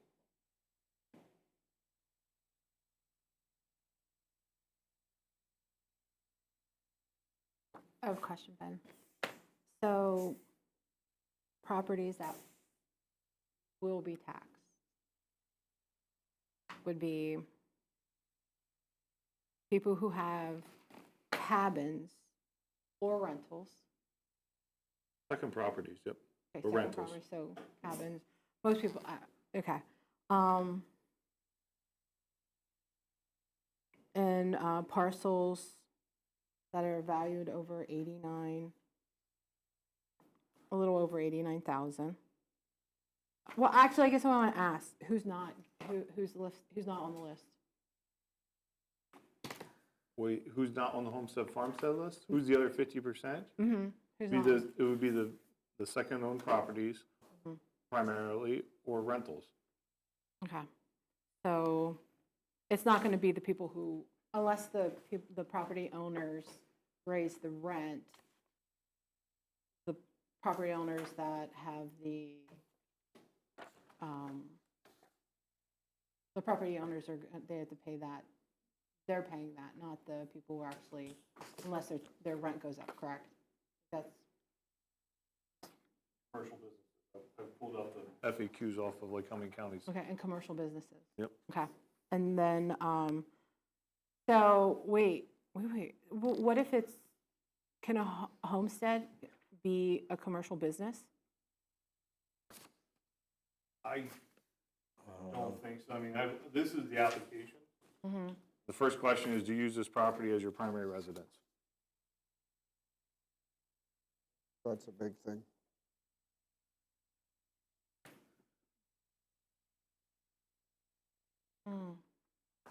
That's tough for me. Sorry. And then there is a question here, do you use any portion of this property for something other than your primary residence, such as a business or a rental property? If you answered yes to number 5, what percentage of the property you use for business or rental property? Okay.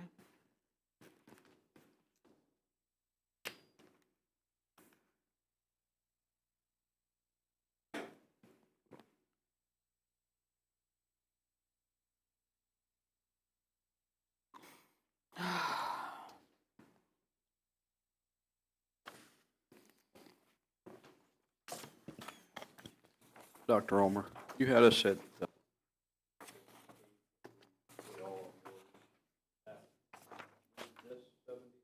added revenue, or is that before this?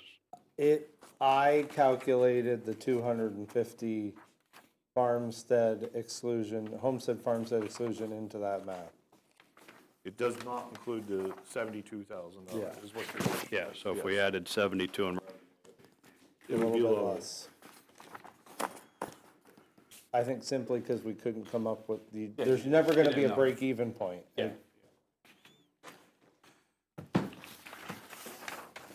Mr. Enders, can you remind the board, please, future meetings of what's expected when it comes to voting on the preliminary budget, and voting on the final budget? Do you have that? I know those papers were handed to us. I'm just, like with the chronological timeline? Oh, the budget calendar? Yes. Okay, so tonight on the agenda is the preliminary budget. Again, I came back to you the first meeting or second meeting. That budget is, that preliminary budget is based on the budget as I presented it to you on April 22nd. It can and it will change. You literally are approving it as a checking the box for the Commonwealth, okay? It will change, I'm telling you, it will change. I already know it's changing because of Homestead Farmstead, it's not on there. It doesn't have any of his things on it yet. No, it does not Yeah, have any so- of his things in there. It's based on the April 22nd budget presentation I gave you. It is going to change. Okay? So this evening, the plan was going to request for you to approve that preliminary budget, to have this conversation about real estate taxes at the May 20th meeting. We would place on the agenda an item to approve real estate taxes increase of X, whatever X is. That would give us direction on the creation of the final budget. Because we need that number to calculate Homestead Farmstead, to write that resolution, to write the resolution for real estate, the real estate tax resolution, and to create the final budget. So I need that number to do those three things. That's the final budget. That will be presented to you the first meeting of June, which I believe is June the 10th. That sounds right.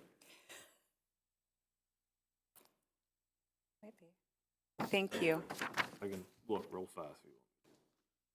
I just want to make sure is. that the board understands the timeline of things on which vote applies to which budget, so to speak, since there's new board members currently sitting that have not been through this process before. So thank you.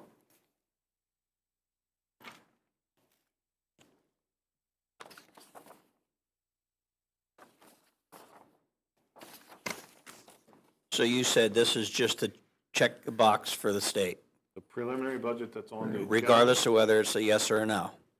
It still checks the box. No, if you vote it down, we have to have an approved preliminary budget by May 31st.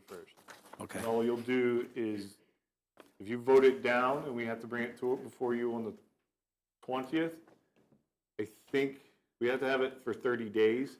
And I don't think there's enough time to put it on, even for the second meeting, we'd have to have a special meeting. Okay.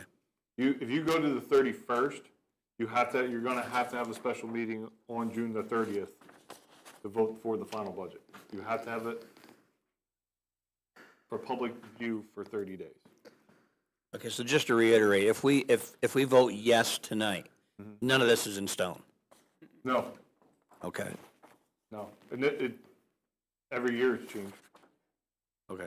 The preliminary budget, the only thing, then, Mrs. Stemler's folder is this, it's called the certification of use of the 2028. That, she'll sign that, that means that we are certifying that we are using the state's form for the budget, and it gets posted to our cork board out there in the lobby for the next 30 days for public view. So it basically just allows the process to continue forward. Yep. During COVID, I taped it to the front door. No, the percentage. Will you put it on the website then, too? Yes, I Okay. can. 87%.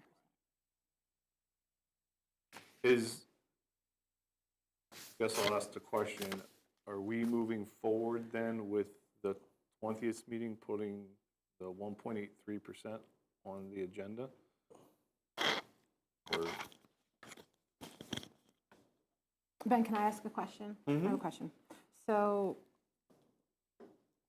the 47%, that's the percentage of our school district that are homestead, farmstead, 87%. 47% of the total parcels are homestead. Yeah, 47%. Ben, I And what think, was rentals? What's the percentage of rentals? I don't have that. Does anybody know that?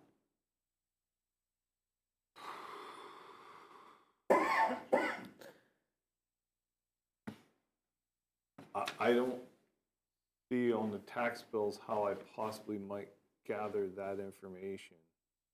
If I would go to rent my house, I could put it into an LLC, but that doesn't mean it's a rental. Would the borough, well, that would just be the borough. If it was just, that's not the whole, that wouldn't be. And we don't have That wouldn't we don't be- have like, that I wouldn't be don't know of any townships or- rental permits or anything of any of the municipalities would have requirements. I know, well, yeah, I know that, but I didn't know if they had it, because I don't think they have an accurate number neither. We can just say a lot, right?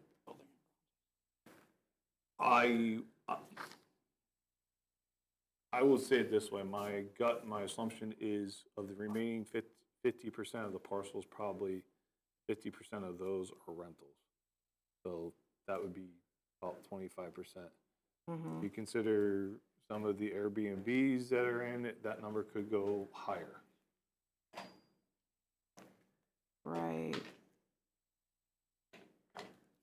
your previous question about the 1.83, I would like to digest it myself a little bit, and I'm sure the new board members would like to, being new to them, maybe take a look at it rather than just throwing it at us tonight. And we're not I voting. mean, on that's my anything tonight. personal opinion, but Well, can we do an executive session next Monday? That's not an executive session topic. No, Oh, it's okay. just, Well, then it's not part of the meeting, so no, I don't want to do it then.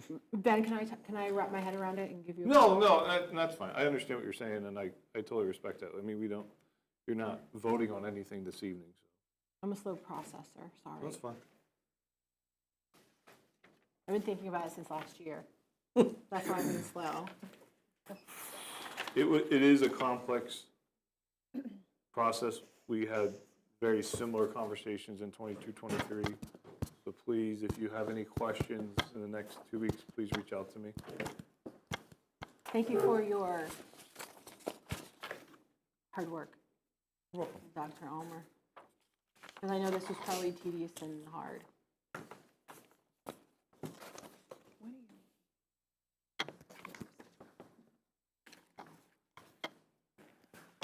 It would be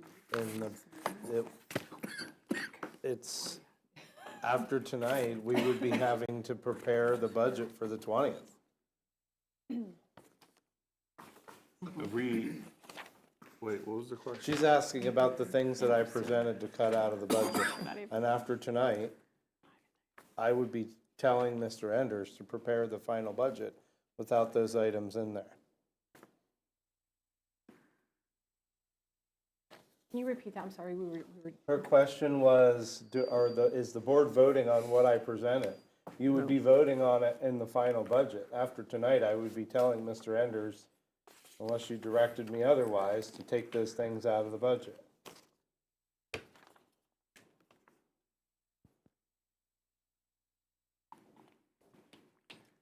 You mean the things that what you presented to us, the things to cut?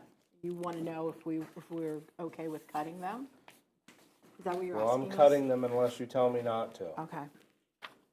You need a majority for that.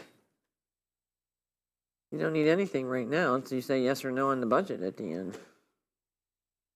Can I look at them one more time? No. Yep. There they are, Jesse. Oh, we took screenshot. Oh, you So I did. could He's gonna see send it to us. He said he would send it to us. I think, I think the homestead is the only one that really stands out to me, that I Sorry, and it's the biggest item on there. Sorry about that. That's where I am at.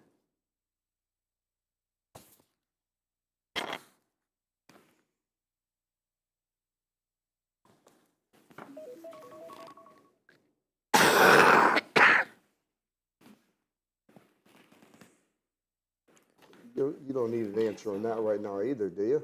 Can we bring that up back the next meeting? In other words, right now, when you present the next budget in the 20th, those items are gonna be taken out of that budget. Correct. So if the budget's 500,000 right now, let's say deficit, they're gonna be that amount less when you present it to us. Simple. So you just digest it a little bit and come back maybe. Again, that's, or do you need a number to go with? No.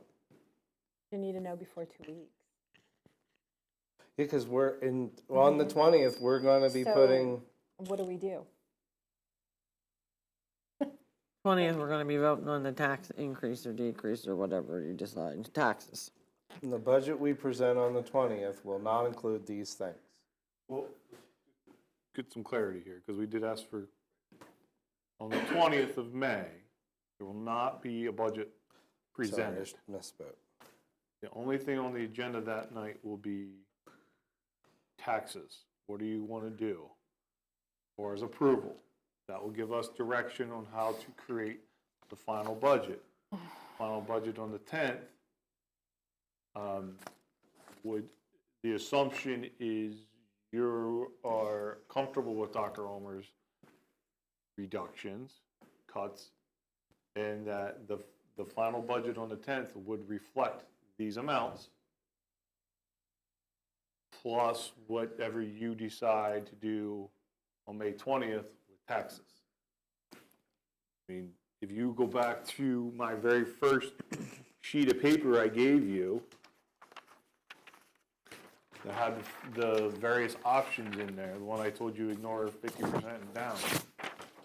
Like I said, the third column, that will show you the impact on your budget that those different points have. So you go into the 20th, you say, we want a no increase of Clinton County.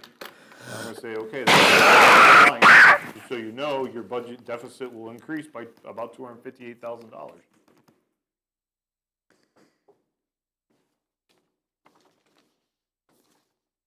So that's kind of the framework of, time frame of how this budget will evolve over the next month.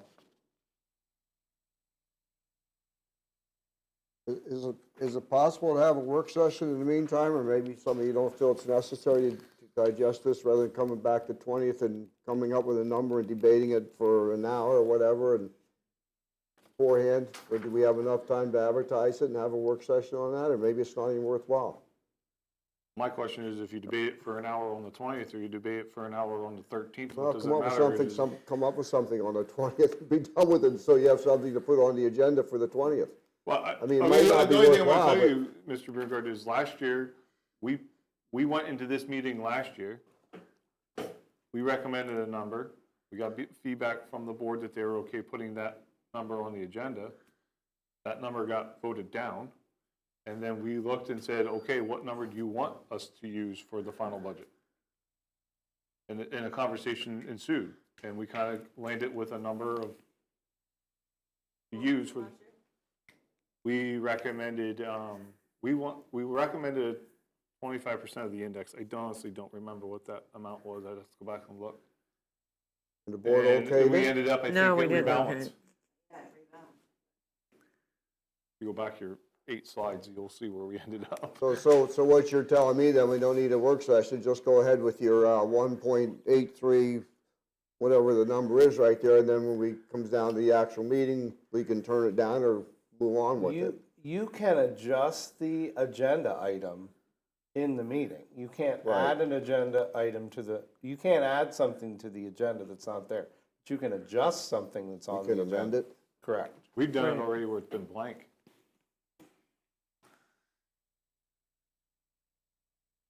So, my only point is you can have the same conversation on the 20th.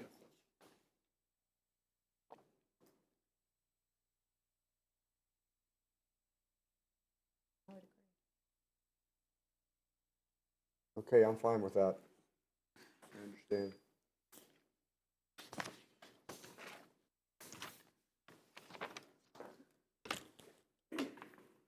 Can I ask one question while we still have this up?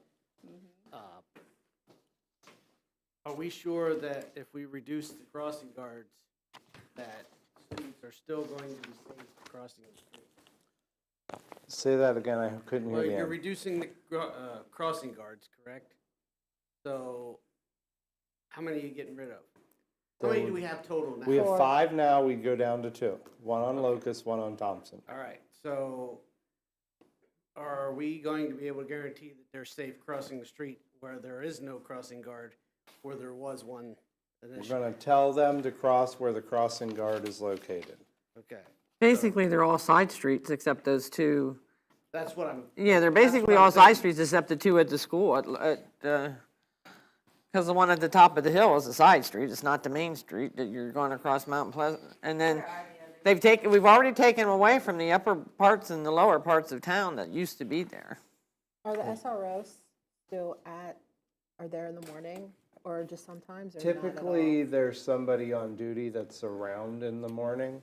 So to answer your question, there's one on Mount Pleasant.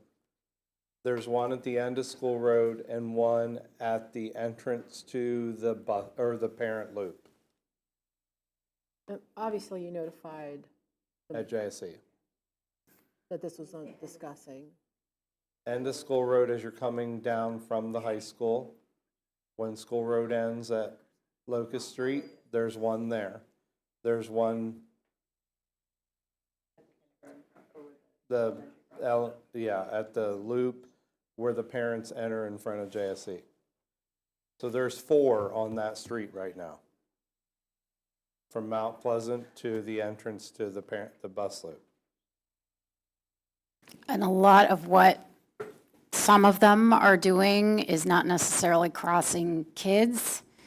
It's directing buses and traffic. Are we still having a hard time finding or? Filling the spots every day, yes. And this would also, if we only had 2 stations, if all 5 of them wanted to stay on staff, they could rotate, and then we would have possibly more substitutes so that those 2 spots would always be full.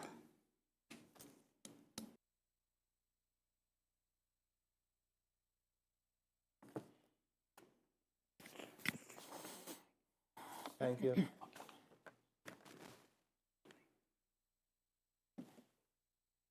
Before moving on, are there any other questions that the board members have for Mr. Enders or Dr. Almer?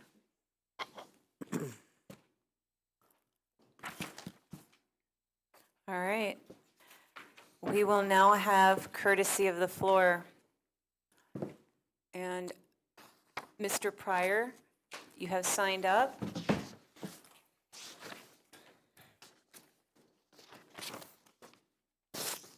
Good evening, Board. Bob Pryor, Mifflin Township. This policy 8 or 903, public comment at board meetings. I was wondering what brings this on, or what brought it on, because currently I think the public comment seems to be working fine.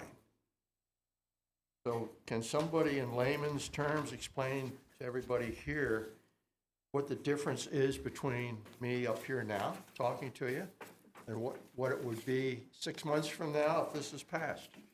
What's going to be different with me? What's going to be different with the board? I can answer that. I will send you the presentation that I gave at the last meeting. I didn't make it, No, sorry. that's okay. I'll send you what I presented at the last meeting, which was a summary of all of the changes that are coming about by legal challenges to public comment periods. Okay, that's good. Thank you. Thank you, Mr. Pryor.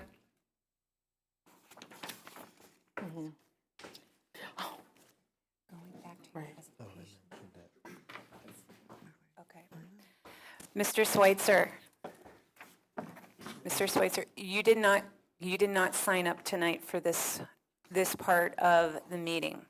I did not sign up, no. No, or did you want to speak on something that's on the agenda? Yes. Okay, what part would you like to speak on? I want to speak on the discussion that you just had. My question is, CDs, where's the CD money? Well, you will have to wait till the end of the meeting for the second courtesy of the floor in order to have your question answered, okay? In order for me to ask questions So, on the agenda item, I have to wait. well, this wasn't part of before we had this discussion, while we had this particular discussion, yeah, you'll need to wait to ask that question at the end, please. Thank you. So you didn't want to say anything else about that? You did already. I said it was on there. Okay.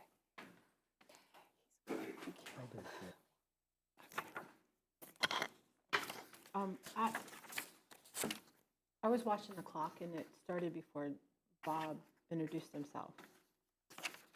Are we starting it before they introduce themselves?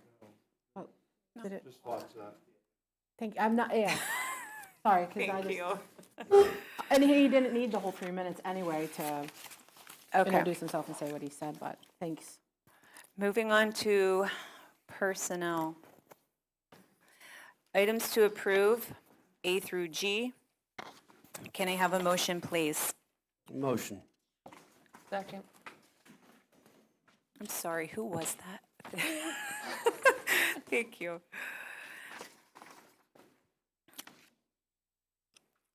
Are there any questions or concerns?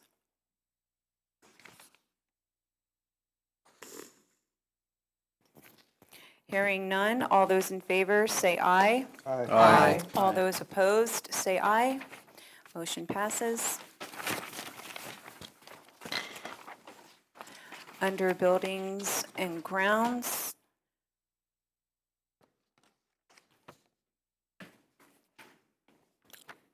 action to approve item A. May I have a motion, please? So moved. Second. Any questions or concerns? Hearing none? Wait, can we elaborate on A? That is the grant that I talked about at the last meeting, that you are essentially authorizing it to move forward and passing a resolution to support applying for that grant. Okay, and B, is there an update? We're not, yeah, we're dealing with the actual first, and then we'll go to the update. Okay. Any other questions? Okay, hearing none. All those in favor say aye. Aye. All those opposed say aye. Motion passes. Moving on to letter B, I'm going to turn this over to Mr. Brungard. Thank you. You. All right, I'll just give you a quick review of what we had a meeting 4/29 last Monday, 4 o'clock. Myself, Mr. Allen, Mr. Furman, Mrs. Stemler, Dr. Ulmer, and Mr. Wall attended. We discussed a lot of items, and these are some of the highlights that we discussed, and they will be discussed in detail at next Monday night's meeting. I think the 13th at 6 o'clock, I believe. Yep. We talked about the HVAC system that SiteLogic had brought up, some of the old renovations. We discussed a little bit what Dr. Ulmer and Mr. Wall thought was their priority list. We talked about school safety. We discussed that briefly. We just talked about the maintenance grid that was just okayed. I believe that was the same thing, was just okayed by the board. Funding, we reviewed SiteLogic option letter on funding future projects for the school district. Most projects are funded for say, Dr. Ulmer pointed out, for like 30 years. So we do any funding, it would probably be a bond issue for a 30-year period. Property, we talked about selling off some of the lands, possible lands at Salisbury and Avis. There's a lot of ground, I believe we discussed it tonight, about 77 acres out at Avis, and maybe some lots at both properties. We discussed that a little bit, and I think we did sell some lots off at Avis years ago, and I think we found out that we are able to do that. Last thing we talked about was funding. What is our limitation here? How are we going to make some of these repairs? How can we find a way to free up money? The last thing we discussed here was that we put a lot of discussion into this item. This district needs to move forward with investigating a building closure to free up operating expenses to make repairs and operating long-term goals. So that was basically it. And again, that was just a highlight, and these items will be discussed in a little greater detail next Monday evening. We'll have an agenda ready for that then, correct? Mm-hmm. Thank you, Mr. Brungard. Sorry, Moving on to finance. Items to approve, A through D. May I have a motion, please? So moved. Second. Any questions or concerns? I just want to make one clarification, not clarification, I just want to make this final point before you do so. Herman asked the question, clarified, I appreciate it. This preliminary budget does not set anything. Budget will change. Repeat that enough. Is it Thank something, you. is this something that we should vote separately, even though you present it that way? I've seen it done both ways. I think if Chris was here, he heard that it was close, we would probably call for a roll call. Okay. But I don't think it's necessary. If it's close, and we have some nays, probably call for a roll call. Any other questions? How significantly has the copy paper increased? This is actually a decrease in cost, but it's more of decrease in quantity in our order last year. What changed that we're decreasing quantity? Usage? Obviously, what are we not getting? What are we not sending home? Besides report cards. Report cards. We, if you recall, did a lot of work probably 2 years ago when copy paper really skyrocketed to work with teachers and principals to find ways to not use paper. And so you're seeing the benefit of that in future costs because we did a lot of that work 2 years ago. We're still working on that. Mm-hmm. We keep finding ways to not use paper. I would love to make your budget better. Sure, why not? I don't understand it now. Be less to carry around. Yeah, I wouldn't be able to open it then.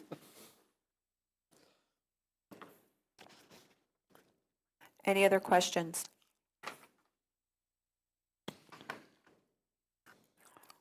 Okay, hearing none. All those in favor, say aye. Aye. All those opposed, say aye. I proceed. Okay.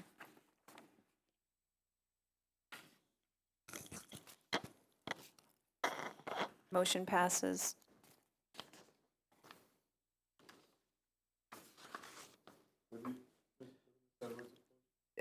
C. So- Sorry, Ben.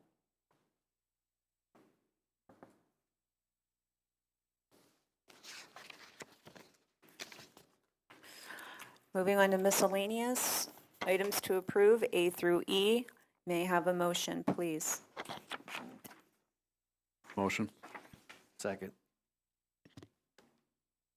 Any questions or concerns?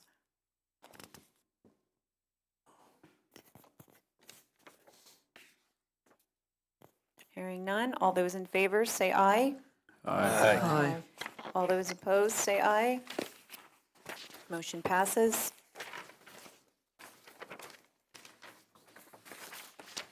There is nothing under old business. I have something. If I may.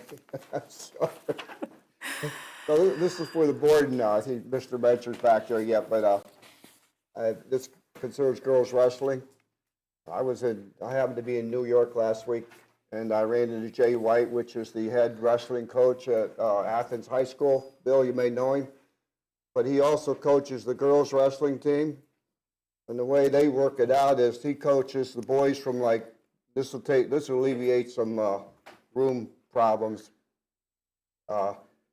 He coaches the boys wrestling from, I'm going to say, 3 to 5.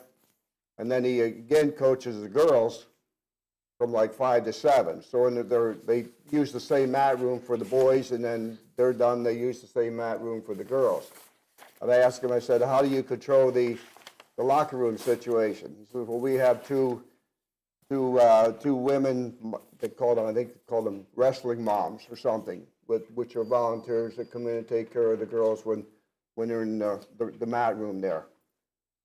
So, I mean, that might help alleviate some of the problems here, but he also said something interesting. I think in Athens during the summer here, some wrestling organization came to him, you may know it because I think, is it the Gutschall girl?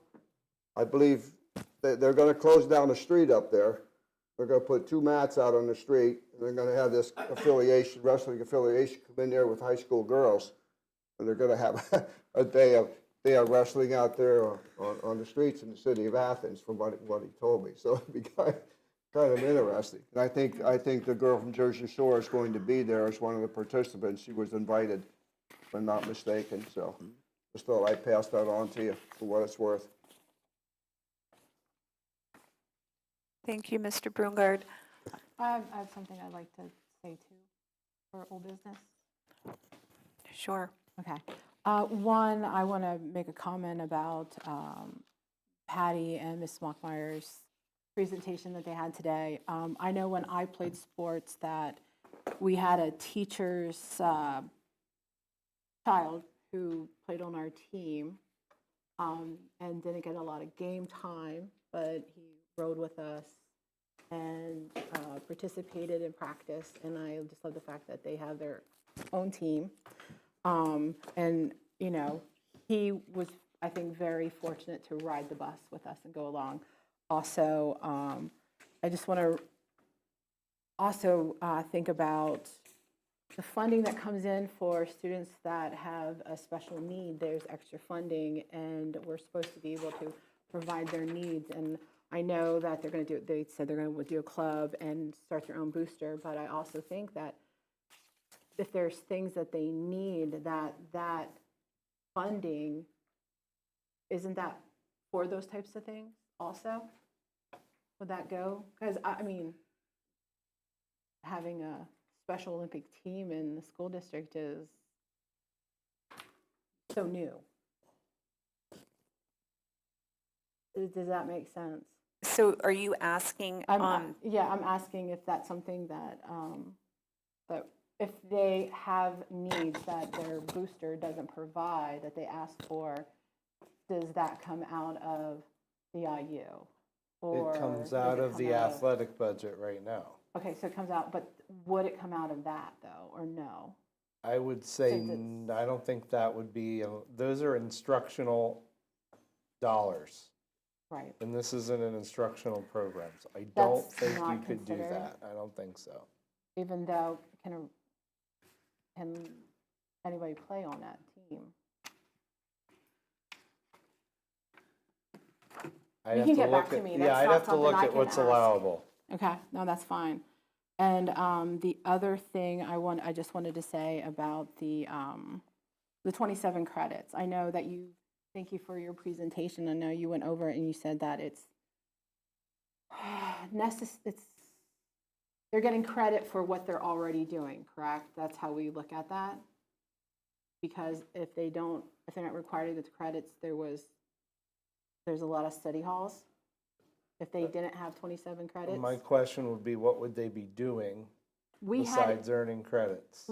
we had 11 study halls when we went to school, and we had 18 credits to graduate, and I was never not busy. Is there, what is the comparison, what would the comparison be between, like, are those, like, 8, is it 8, just 8 classes a day? How long are those classes? 40 minutes, 42 minutes, somewhere in that range. Okay. And the only, is the difference the way they staggered our lunches? Is that the difference? Sometimes yes, sometimes no, because they've done it both ways. But right now it's staggered. I mean, it's not staggered right now. It was staggered in the past. That's what changed that. I have no idea. Okay. And then also with that, it would be, what is it? In our, it's 217 for our requirements, and for full-time and schoolwork, their credits are 24 credits, but what do they need? What are you talking about? Who is? For a full-time student, it says any school student who has completed the 11th grade and has accommodated at least 20 credits to meet the state requirements from graduation, with the exception of 1 credit in English, social studies, science, or mathematics,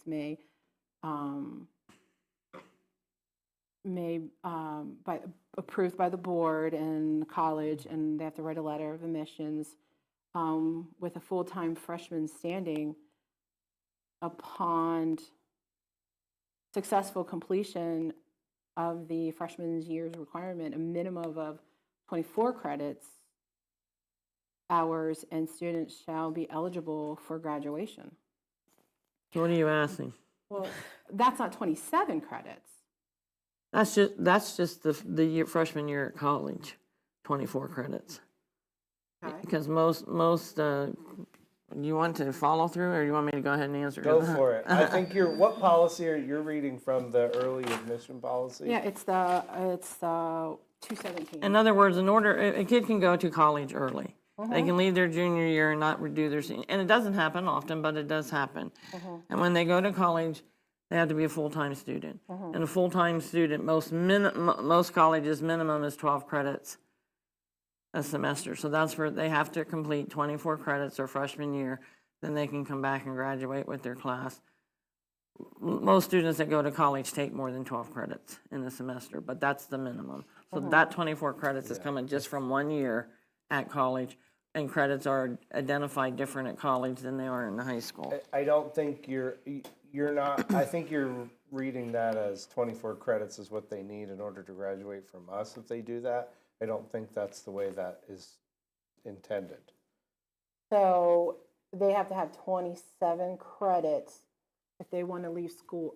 No, they have to have enough to make senior status. They have to have enough to make their senior status, and there is I don't know what they are right off the top of my head. That policy would allow them to use some of the credits some of the classes they have taken at their freshman year of college early to count back to us in order to meet graduation requirements.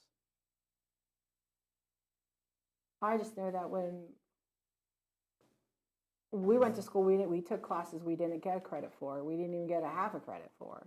Or we got like a small little percent. I think it was like you had to take so many of this, and you got like little tiny bits of a credit towards 1 credit, and then once you got. But I took classes that I really didn't need credit for because I already had them for that course. I still took classes. I don't understand why they're allowed to have. If they meet the requirements, they're allowed to take study hall. I still take a class. Fill them. Well, they still could take a class. No one's requiring them to take a study hall. I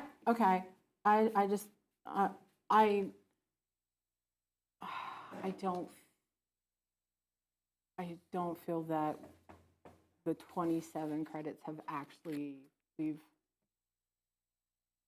opened that up to actually look at it. I'm not I guess I could say I'm just not satisfied.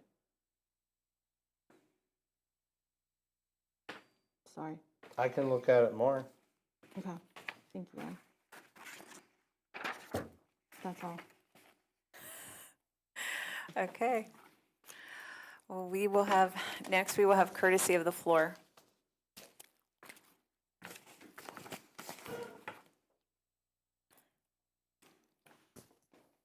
You could please state. Can I ask questions regarding the budget discussion now, or do I have to wait till the second courtesy of the floor after the next board meeting? Well, you can certainly ask your question, Mr. Schweitzer, but can you first state your name and address, please, and then you will have 3 minutes. Okay, thank you. You're welcome. On the CDs, where's the CD money in the budget? Is In the that bank. in the unassigned fund balance? The CD money? Where's it located in your budget? Where do you account for it? It's in the fund balance. It's in the fund balance, okay. Capital projects, is there money in the capital projects budget? Usually there's about $1 million set aside in the capital projects budget for capital projects. We spent the capital projects money on the last project. We're currently at 0. So there's not, in this new budget, there's no money in the capital projects budget part. Well, don't we have money to do what we voted for the summer? Right. Oh, okay, that's what. There's a projected transfer to capital projects in the current budget. Yeah, okay. And then the last thing is, are you proposing a 1.83% tax increase? Is that what you're talking about? Is that the bottom line? Yes. Thank you. Thank you, Mr. Schweitzer.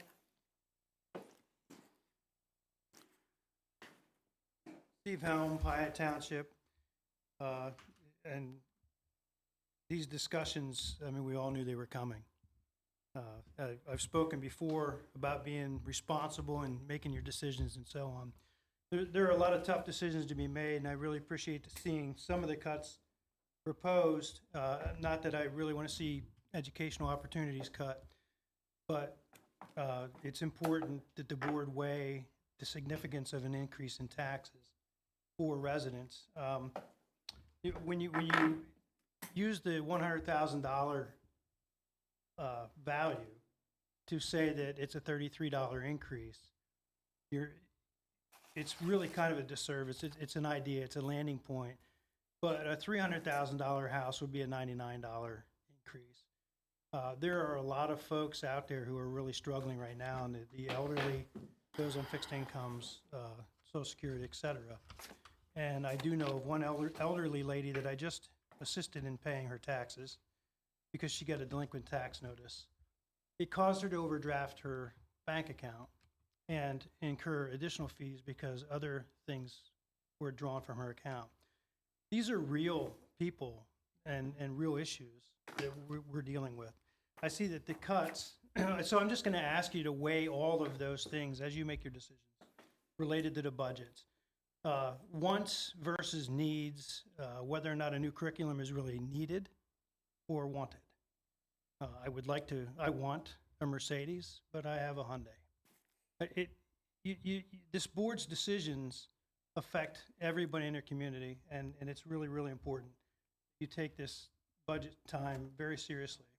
The decisions made now are also going to impact the future budgets, whether you raise taxes, maybe even a little bit more than a 1.83 to try to offset an increase next year. The teacher's contract has cost out over the next 4 or 5 years that you're going to have to pay for. And you're going to have to renegotiate another contract. So you have a lot of things to look at. Sadly, the cuts that I saw in staffing were really at the lowest level of your employees. I mean, the lowest paid folks, crossing guards and one teacher. I would encourage you to look at, again, the needs versus the wants, whether or not, a program could be cut more or you could reduce staffing and share the workload across another demographic. I opposed the hiring of the assistant superintendent. I felt that it wasn't a need, it was a want. And it really isn't a personal attack against that person or individual. It's the cost of that hire. And I think that this board really needs to look at all of those things as you prepare your budgets. Thank you for your time. Thank you, Mr. Helm.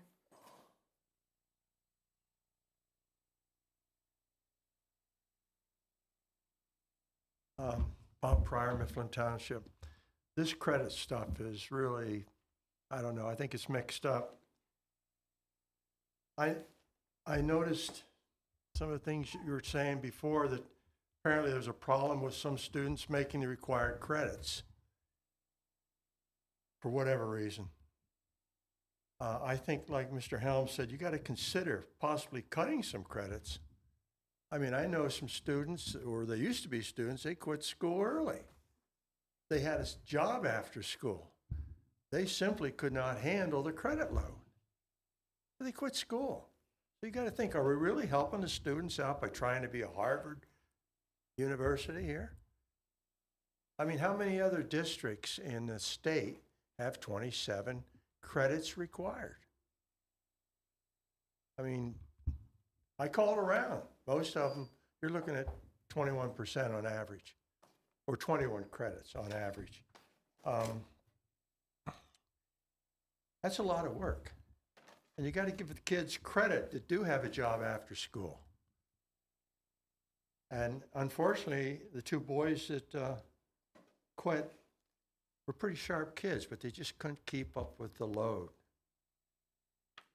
And by the way, you can cut programs based on budget, not student population. Don't make that mistake again. So just think about those things. Credits, 27, my goodness. Thank you. Thank you, Mr. Pryor.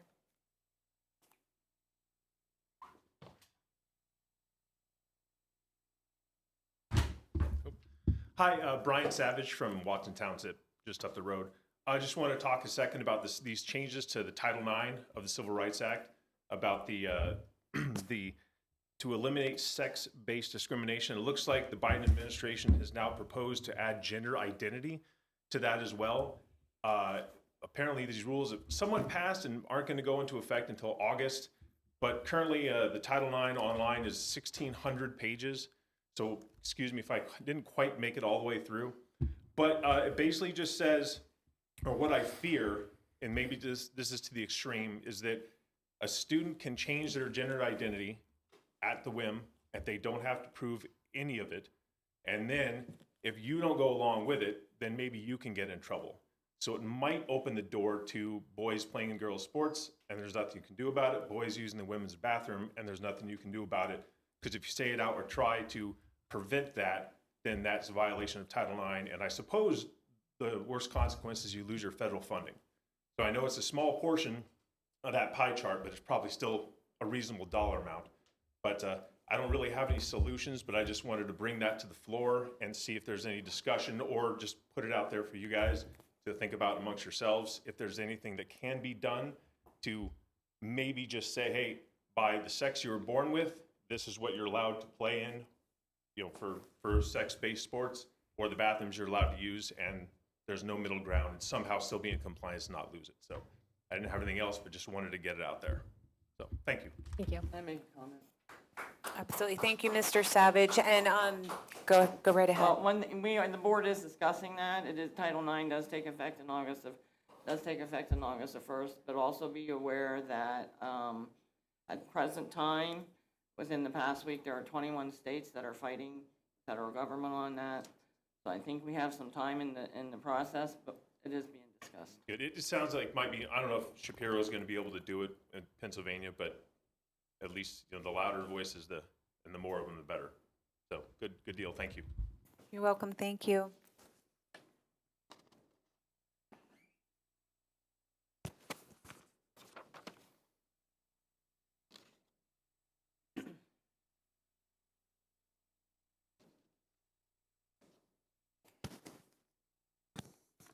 All right, we will close courtesy of the floor and adjourn the meeting where there will be no further business.